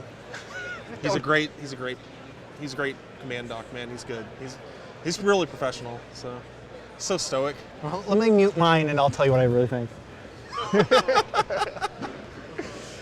We love you, Rodney. Oh boy, I can't wait to miss this one. And the clock is still running, so. I'm ready when you are. All right. Wait for your hand signal that we're live. Oh, are you on my? Are you hot? I should be hot. Okay. Am I hot? I'm definitely hot, but Okay. I think my mic's on. Okay.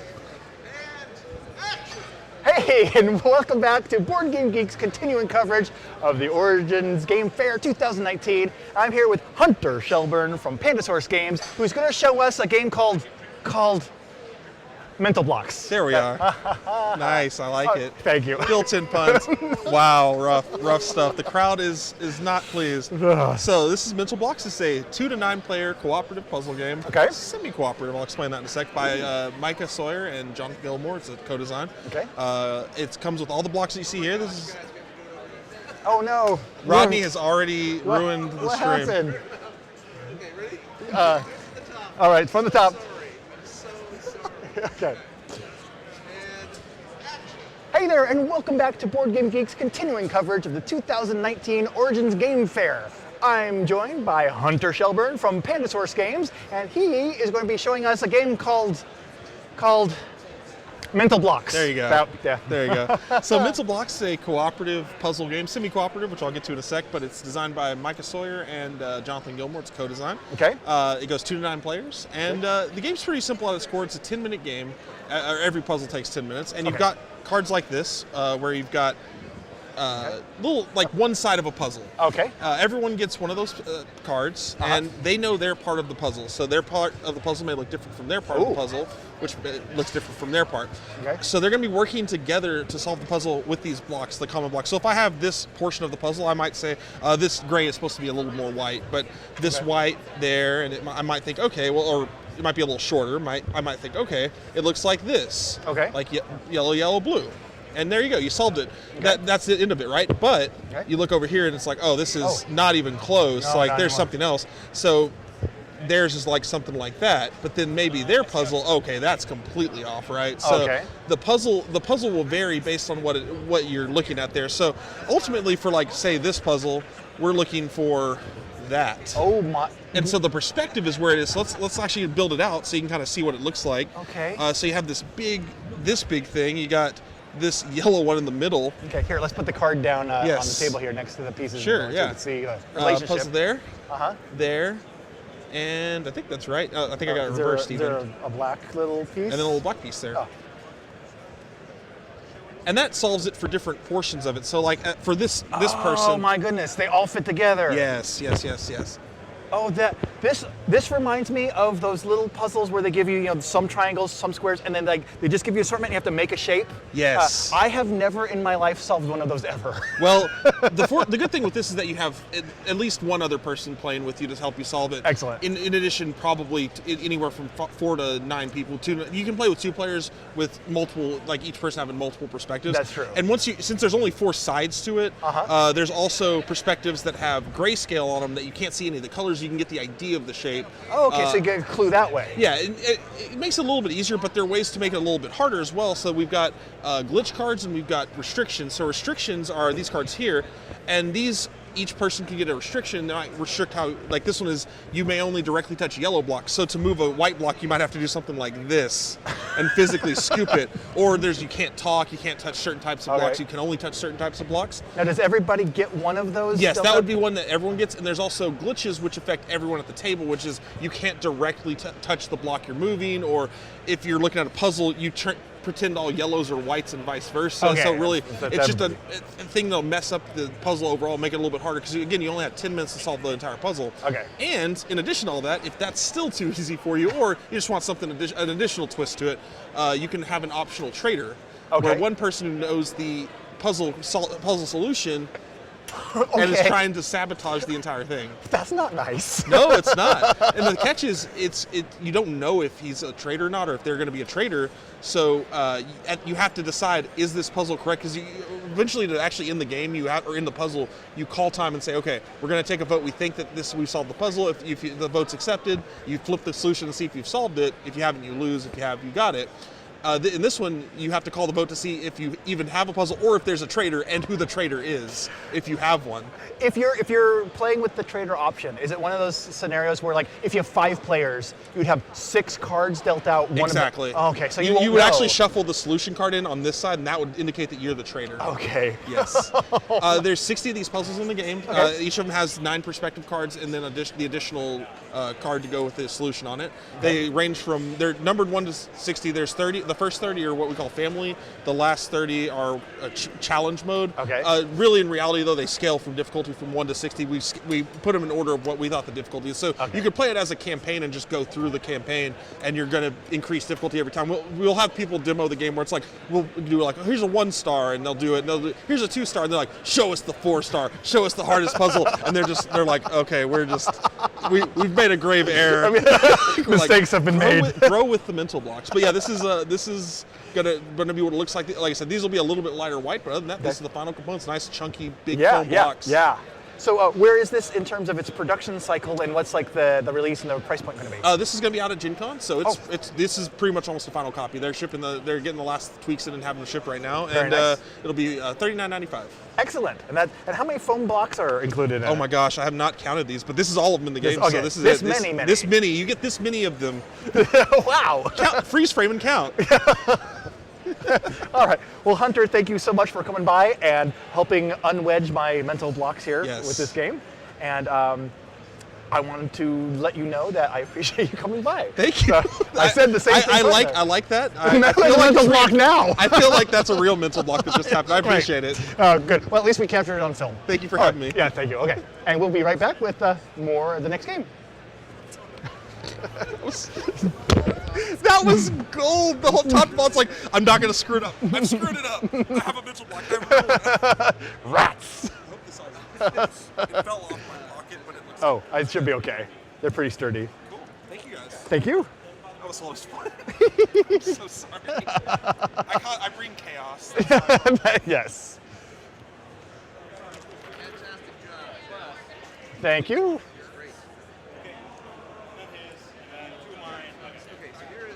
So Alex is jumping in a little early. Oh, okay. Peter is late. Is Alex doing a several? Yes, he is. Okay. One and then off, and then 2 more. Okay. Because I'm supposed to be at 2:30, but I guess. Okay. So we're doing you, then someone else, then you're coming back. Yes. Okay.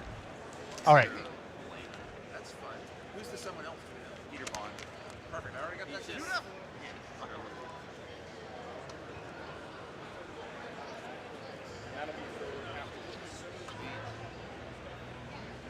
I hope you don't have an under the table shot. I am. All right. Here is, whoa. This is muted. There's a flicker switch, and yep, and you can put that. I've worn these before. Yep. Oh, you even know the whole lanyard maneuver, getting rid of that. Excellent. We are always live streaming. Always. Super always. Always. Now, you got this spot, and this poor guy's over here. What's going on? We rotate. Oh, okay. It's a team effort, Alex. It's a team effort? All right. There is no Rodney in team. Right. So. That's true. There are some of the letters, but certainly not all of them. But I don't think Chaz fits too neatly into team either. No. It's still muted. Do you want me to unmute it, or do you want me to mute it? I think we are good. We're ready. As soon as you are ready, we are ready for you to unmute. I am almost ready. Okay. A little too hot? No, not hot enough. Well, Crank up that volume. Oh, is it muted? Yes, muted. yes. That's okay. Let's unmute it. I can unmute it. It's now unmuted. Muted. Mic check, 1, 2. Check, check, check. You sound so much better. You would think so. You would think if the microphone's on, that tends to help. Steph, you mind putting that over there? I just don't want It's to a new thing we're starting with this coverage. We're turning on the mics. Ooh. Yeah. And the camera's facing over Us. the top. Yeah. The bottom one is this overhead, so you can see the orientation from the Oh, bottom. okay, good. Yep. Yeah. Okay. Okay. I will straighten things up. Whoa. Okay. Yeah. I'm trying to keep. Just mockingly say, voice. Check that out. I'm trying to keep an eye on you at the corner of my eye in case you like. Yes. Yeah. I appreciate that. Yeah. I reached out here and I realized that you were being as soon as you are pointing in, you can look at the monitor. If you're doing something up here, I'm going to switch to that monitor. So then you can like actually physically look at the monitor. Okay.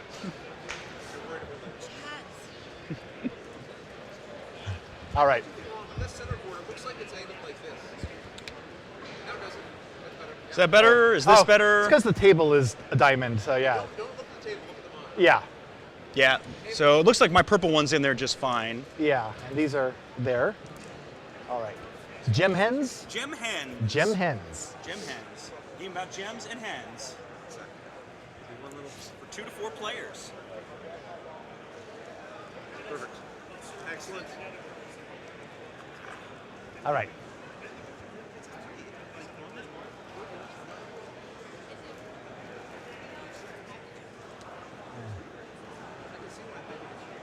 Okay. We're ready when you are. Yeah, absolutely. Okay, and no. And go.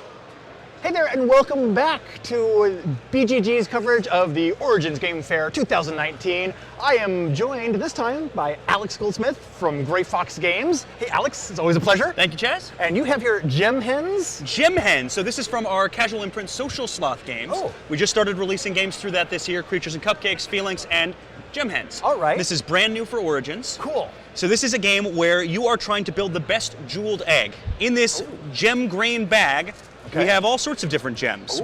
We have diamonds, we have emeralds, we have sapphires, rubies, all sorts of fun things. And they range in rarity, as you'll see on the player boards here. So amber is super common, whereas diamond is super rare. All right. We're going to be adding them to these facets on our board. Okay. Only one type of gem can go in each facet. So if we're adding onyx, all 3 of these have to be onyx. Okay. We're going to be collecting these by rolling these dice, so rolling a certain number of dice at the start of the turn. So this would be placed in 1, and this one would be placed in 4. And a 2-player game, we'd have 1 gem that would start the game at that intersection there. Okay. Our chickens start in the hen house, and at the start of the round, we will have a big roll-off. We'll have a 20-second roll dice as much as you can, and then place them in the action. So let's explain what the actions are. We have 1 is move 1 space, 2 is move 2 spaces, 3 is move your chicken 3 spaces, 4 or 5 lets you drop more gems on the board. Okay. And 6 is what we'll use for turn order. Okay. So we'll determine what turn order is, and then we'll re-roll all of them. All right. And figure out what they'll I'm just be. like, oh, I got a 6. I want a 6. Oh, 2 Exactly. 4s. I want 2 4s. Okay. Right. Yeah, as fast as you can, All kind right. of within that 20-second span. Okay. Once you have those, we're then going to go in turn order, taking actions and sending our chickens out of the hen house to catch the gems that are on the board. Okay. Once you land on a gem, you can gobble it up and add it to your board space. All right. Again, these facets are meant to be filled with only the same type of gem. But if, let's say, your board is filled up, this tends to happen later in the game, where you can't hold any more of a certain type of gem. Right. You are then going to have to take that as negative points. If you can't okay. place a gem, it counts against you. Okay. And the more valuable the gem is, the more negative points it is. Okay. So if you waste a diamond, that's negative 7 points at the end of the game. Ooh. So you'd better be awfully careful. Yeah. Game plays 2, 3, or 4 players. The amount of these intersections that come out is determined based on here. Actually, I think I messed this up a little bit. There we go. 6 and 2. All right. So we'd have more intersections, so you'd have another gem there. And how do more and more gems come out onto the board? So as action, so remember we were rolling all these dice, and we have 4 or 5. Let's say with a 4 or 5, I could, as an action, place a gem in this row, and then everywhere it intersects, I'm going to draw from the bag and add another gem right there. And as more dice come out, is it more dice at a time, or does it even itself out? So it's a steady stream. It evens it, so it's more of a it's more of a steady stream, and it's kind of player dependent. How many of these are you going to keep around? Yeah. So you could choose to keep all of those, but you won't be able to move your chicken around very much to actually collect them. Part of the interesting thing too is, especially late game, let's say you were sitting in this space, and I wanted to hit you with what could be negative points. Right. I could drop one of these on this space, and we get a gem here, and then a gem would fall right on your head, which you have to take.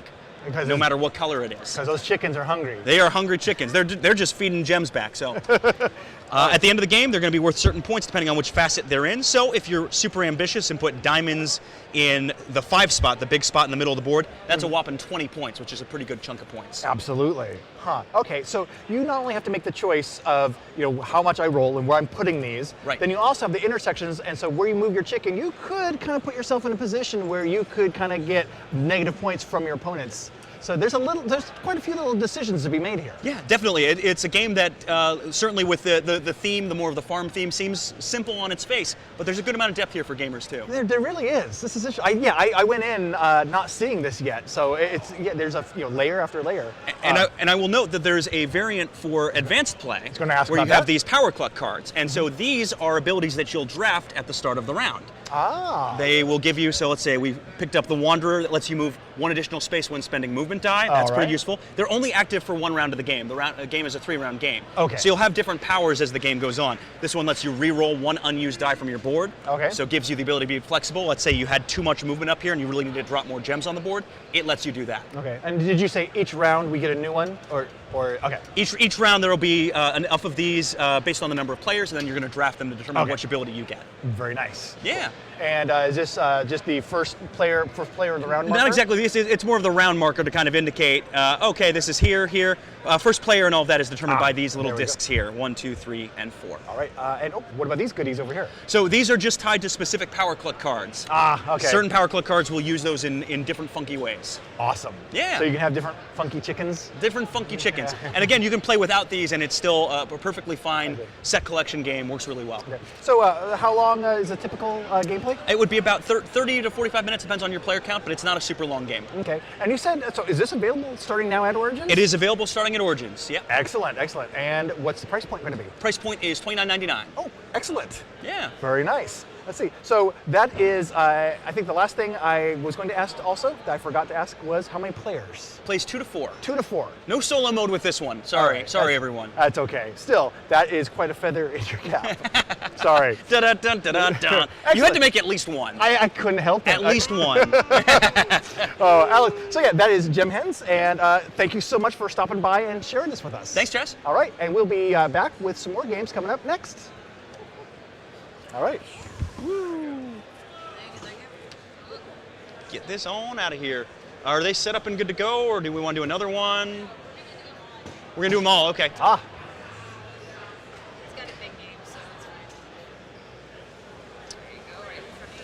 Do we want? Oh, yeah, I see. And then this will be like that. Oh, interesting. Let's see, let's straighten that up on camera there. Your board could kind of come in a little bit here. Is there a reason why there's this X here? X marks the spot. Okay. I've covered it up with zombies. So it's fine. Okay. It's all fine. There were plenty of zombies to cover up that spot. So we got this stuff. Yep. We looking good on your end? Yep, straight here. I am ready whenever you guys are ready. Go ahead. Hey, and welcome back to Board Game Geek's continuing coverage of the Origins Game Fair 2019. And I'm joined once again by Alex Goldsmith from Gray Fox Games. Hi, Alex. Hi, Chaz. Hi. Now, several years ago, I played Run, Fight, Die. Fight, wait. Run, Or Die. There's an or in there.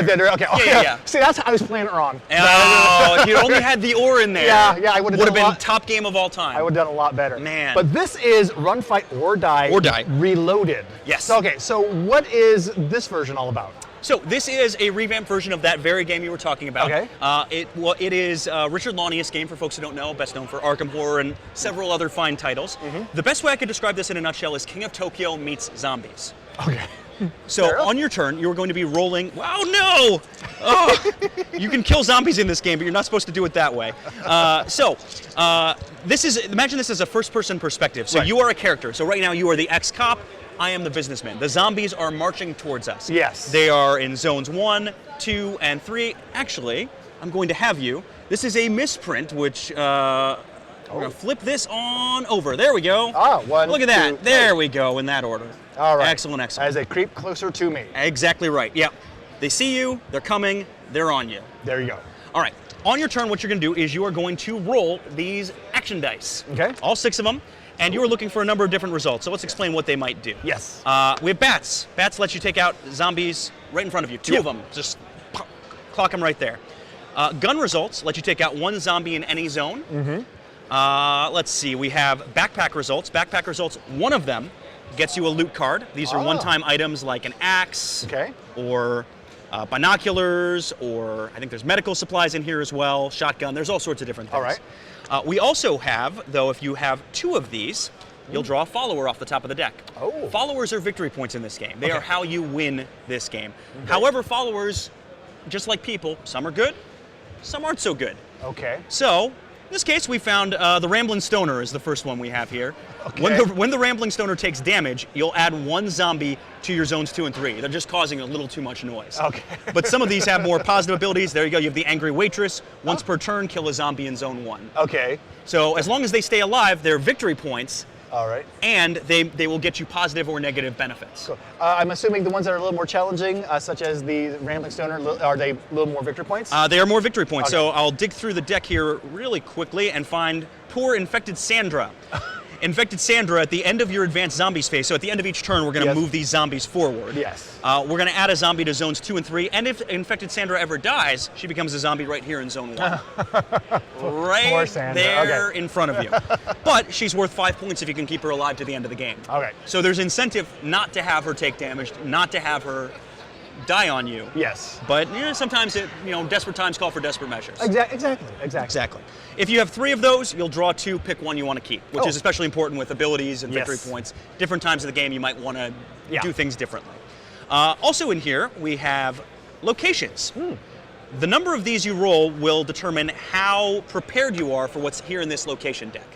If you have just 1 result, you only get the bad effect from the location deck. You weren't prepared. You went in blindly to, say, the church, and in this case, you awoke the mutant zombie, which I'll come back to and explain in a bit. If you had 2 of these location dice, you would do the bad effect and then the good effect. Oh, okay. So there you have the 1, the 2. Yep. Oh, and then the 3 is Three is only the good effect. All right. These can also get you leadership tokens, which this actually references. It lets you kill up to 4 zombies in a single zone and draw a leadership token. Unlike these folks who can die on you, these are permanent victory points. Okay. Ranging in value from 1 to 3. So they will always be a benefit and they'll never go away. Okay. Oh, they have Just on like the that. back. They're random. Okay. Exactly right. Yep. You found a bunch of 2s. There's a 3. All right. Yep. And then the last result, 2 last results I'll talk about. Runs. Runs lets you simply move a zombie back a zone. Yes. If I move it back from this zone, though, it goes right there. Oh, is that new? That's new. That's absolutely new. Yep. Another thing that's new, so this part isn't new. When you roll dice, if you roll zombies, you can't re-roll zombies. That part's not new. Right. But what is new is we've added more combos to the player boards. Oh, look at that. So in the original game, combos were pretty rare. They did not come up a ton. In this one, we have 3 different combos, minor, major, and super combos, all of which are character specific and work differently for different characters. So for instance, the businessman is resourceful on 2 zombies and a loot. He actually draws 2 loot instead of the 1. Okay. So it mitigates, you get some negative effects from rolling zombies, but you get some positives depending on if you can hit combos on your board. At the end of each turn, zombies will advance. So these two, if I didn't do anything about them, that would be 2 damage for me, either to myself or my followers. Okay. These 3 would march forward.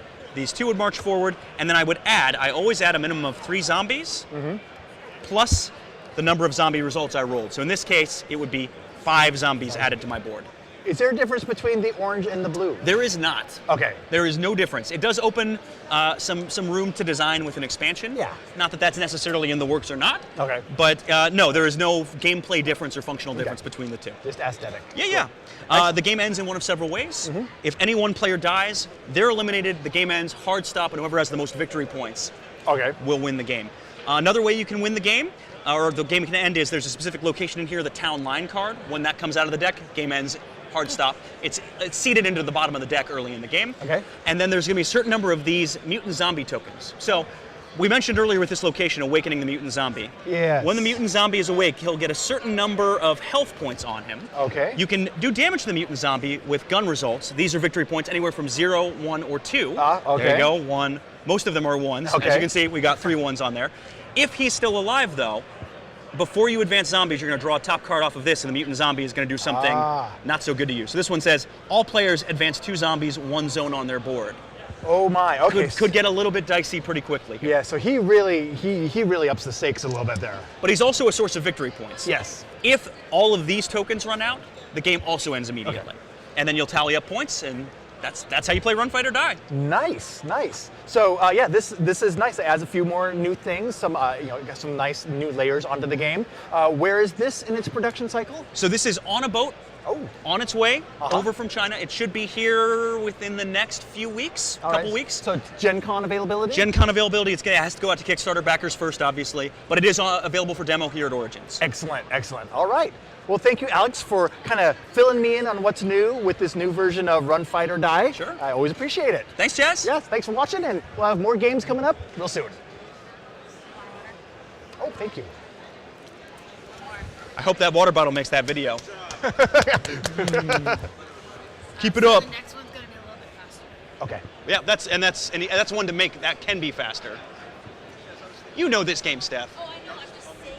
You're just saying hurry up. I'm telling Chad. I'm- You can take as long as you want. That's not true. He's gonna cut me off. Well, that's fine. Tell him.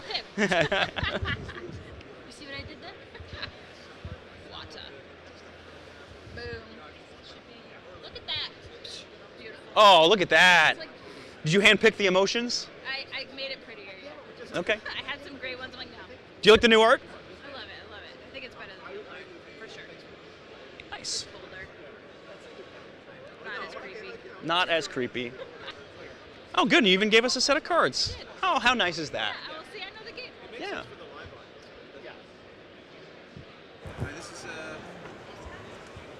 And I'm going to see one card here, and then I'm ready to rumble. All right. And we're still 10 minutes, right? 10-minute slots each game. We can go fast. Well, This is a quick I mean, one. 10 minutes total. This one was 10, 10, and 5. Oh, okay. That's fine by me. This is a quick game. Okay. I can teach this game in a minute, literally. Okay. Actually, yeah, the block for Gray Fox was 15 minutes. Why was that? Oh, that's weird. It was from 2:30 to 2:55. We had 3 games No, on no, there. it's 2:30, 2:50. That's 25 minutes. So 10, 10, It is 5. 10. Okay, 5. Okay. Yeah, so you guys are good. I'll do this. Okay, so this will be a 5. Yeah, that's fine. Won't be hard to do. All right. All right. Ready? Oh, this is Feelings. Feelings. The game. Whoa, Feelings. feelings. Links. All right, the game. Whoa, feelings. Nothing more than. We used up all our time. I'm Oh, sorry. man. All right. Hello and welcome to Board Game Geeks coverage. Sorry, can I start that over? No. Find a way through it. Sorry, Derek. Hey and hey and welcome back to darn it. You got in my head with the continuity thing. I can introduce it if you want. Would you please? Yeah. Yeah. I'll do one more time. And then, Okay. Hey, and welcome back to Board Game Geek's continuing coverage of the Origins Game Fair 2019. And I'm joined by Alex Goldsmith from Gray Fox Games. And you are going to divulge your feelings to me. I have so many feelings towards you, Chaz. Oh, I'm all ears. Yes. So this is Feelings. This is from Social Sloth Games, our casual brand. Just started releasing games through that this year. This is a game that has been previously available primarily in Europe. Oh, okay. We redid the art, redid some of the cards involved in this, and it's now available here in the US. Okay. So this is Feelings. This is a game about matching emotions. Ooh, Plays okay. anywhere from 3 to 8. Okay. And in Feelings, the game of emotions, we are going to each round read a situation off of this situation deck. All right. There's a master of emotions who's in charge of that. The situation might be something along the lines of, on a night out with friends, you learn that your ex has also been invited. Oh. How do you feel about that? Don't tell me. Okay. Don't tell me. What you're going to do is, from this hand of 9 cards, I should say, you're going to pick one of these 8 emotions that is closest to how you feel about that. And we have amusement, gratitude, surprise, anxiety, irritation, fear, embarrassment. Interest. Okay. And notice they're each tied to a number. Yes. So, we're going to play along. Go ahead and grab your hand of Okay. cards. The overhead audience might see, no one else will, but pick one of these that best matches your emotion. Oh, Don't show it to me, don't tell anyone. Show it to the camera if you feel like. Let's see, I am this. That's my feeling about this. Okay, I'm looking for, I think, yes. All right, put that face down in front of you. Okay. What we would do in a larger count game is we would shuffle up and pair people at the table. So Okay. you would be paired up with a random partner for that round. Okay. Because what we're about to do is going to guess how the other person felt about this. I'm going to guess how you felt, you're going to guess how I felt. Okay. If you think it's the same as the card you already put down, use this card instead. I'll show that off to the audience. That was the one hold This- on. Wait, Sorry. how did you play that card face down? That doesn't even make any sense. You mentioned we had a hand of 9 cards. Yeah, I did. Thought I thought there was a 9 and a 6. Oh, But there's okay. only Well, there isn't a 9 emotion, so. No, okay. Come well, on, Chaz. We can only feel so much. Come on, Chaz. There's no 9th emotion. Come on. All right, so Okay. I'm going to guess how you're feeling. You're going to guess how I'm Okay, feeling. let me guess. What do I know about you, Alex? What do you know about me? What do I know about you? I'm gonna. Here's my guess for you. Here's Not my knowing guess. your romantic history at all. Okay. Well, see, for me it's easy because this is how I feel about most everything. So, all right. Okay. So here's my excellent. guess for you. So and here's okay, mine. this is okay. So then we're going to go around the table and simply reveal. So Okay. in my case, I was surprised. Because she's in Michigan and I'm in Missouri. Doesn't make a whole heck of a lot of sense. That is true. And what did you think I was? I thought you'd be interested because how did this develop? How did this come? Okay, interesting. Well, and what did you pick? Oh, I would make me very, very anxious. Anxious. Oh, I should have gone anxious. For you, I went amusement. I thought this would be interesting to you. So in our case, we have completely and utterly failed. Okay. So neither of us would get any points. All right. If one of us had matched the other, we would both get 1 point each. Okay. If both of us had matched, we'd both get 3 points each. Makes sense. That's the game. At the end of the round, the Master of Emotions could remove one of these emotions. Let's say we didn't want fear out there anymore, and we would replace that with sadness. we replaced fear with sadness. We sure did. Art imitates life. The way you always want to do it. Yes. And that's it. You play a set number of rounds, as long as you feel like, or until someone reaches the center of the board. It's Okay. really up to you. There's kind of a free form to this one. Yeah. How many different emotion cards are there? Sure. So there's 50 in each deck, and this is only the kind of more PG-13 deck. Okay. There's also a kids deck, kind of more for families at home, and then one that's more for schools. So there's 3 different decks that come in the game. Oh, cool. So and you can play them in a wide array of situations. Oh, that's actually kind of nice. This one's a little bit more risque. You probably don't want to play this one with the kiddos. We grabbed the wrong deck. Yeah, Now I feel embarrassment. Three. All right. Well, Alex, thank you so much for sharing this with us. Of course. Where is this in terms of development and availability? It is out on store shelves now, and we are also demoing and selling it here at Origins. Oh, it sounds great. And what's the price point? Price point is $34.99. Excellent. Well, talking to you always fills me with gratitude. Oh. So thank you so much. I was a little anxious coming into this, but I feel okay now. See, 101 uses. Yeah, All love right. it. Thanks so much. And I'll talk to you again later. Thanks, Jess. And thanks for watching. Yay! See, told you it was quick. 4:42. There you go. TV news. Bam. So good. Thank you, sir. Yeah. I'm gonna get you the microphone.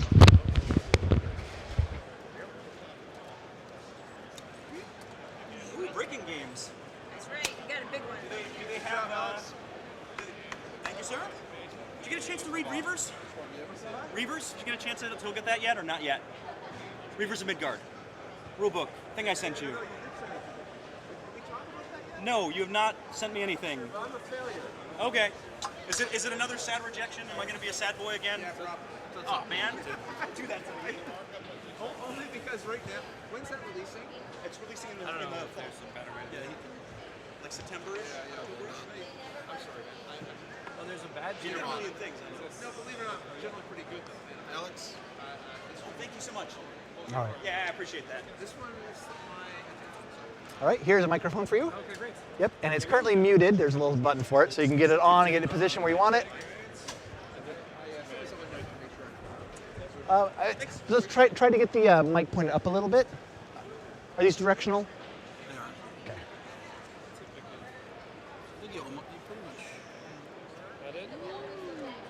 Eldervale. Dwellings of Eldervale. Dwellings of Eldervale. We're back in at 10 minutes? 10-minute slot?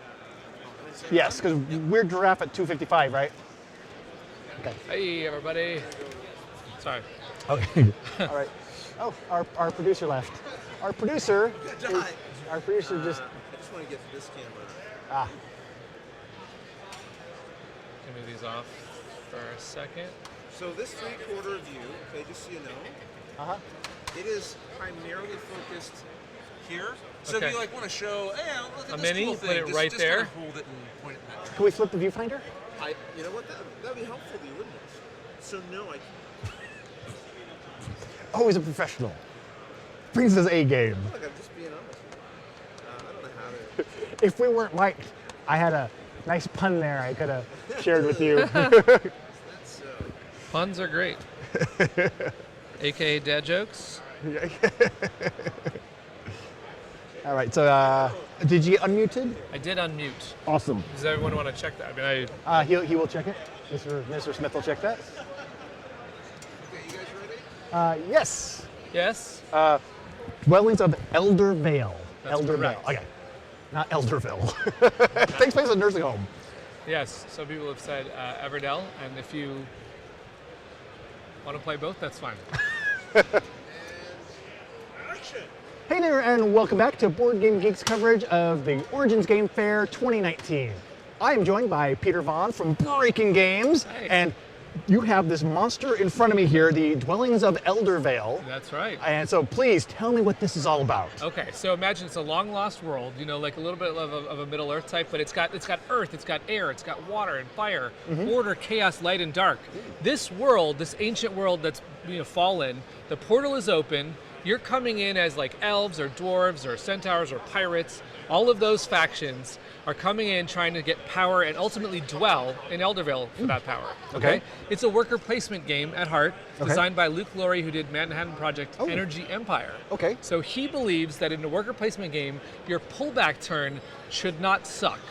Okay. Yeah. So with that philosophy, when you have a pullback turn, when you come back out of Eldervale, your workers get to activate a tableau of adventure cards. So this is a Oh. fantasy Euro, so you're going to go on all these adventures, you're going to collect these cards, Okay. and then they're going to go in front of your board, and you're going to be able to take worker placement actions as you come back as well. Okay, so if I have my tableau here, I'm going to move it in frame a little bit more. Yep, sure. So I'll be getting cards that You'll go... be getting cards that go with that. Ah, okay. So you go out with your workers. You're going to actually take Oh. turns going out to the board, collecting resources, going to the dungeon, the fortress, the mage tower, portal. Mhm. You may run into these giant monsters as you go. They'll be trying to fight you. But as you come out, you'll be able to use worker placement actions that are indicated on these cards. And something really unique that we've done in this game is that you can customize every card. So here, this is going to give me one potion, but I can actually put this and slot it in, and it's now going to give me a potion and a gold. Aha. Okay. So there are inputs and there are outputs, and so you could say, well, this card's going to give me scrolls, and then those scrolls are going to be as part of an input on this card. Okay. There's tons of powers in here, and depending what elements you decide to play, that's going to change what cards are in the game. So that's a lot of replayability right there alone. Oh my God. We Yeah. have 8 factions. The 8 factions all have, so you have different workers. Everyone's got a dragon, a wizard, a warrior, and workers. Okay. But in addition, so the pirates right here have those 4 units, and the ogres have those 4 units. Right. But the warrior for the ogres is a different power, and the workers are a different power. And for Oh. the pirates, it's the warrior and the wizard. Okay. So you have unique workers, and then you have asymmetry on top of that. All right, and how many different factions are there? There's 8. Eight of them.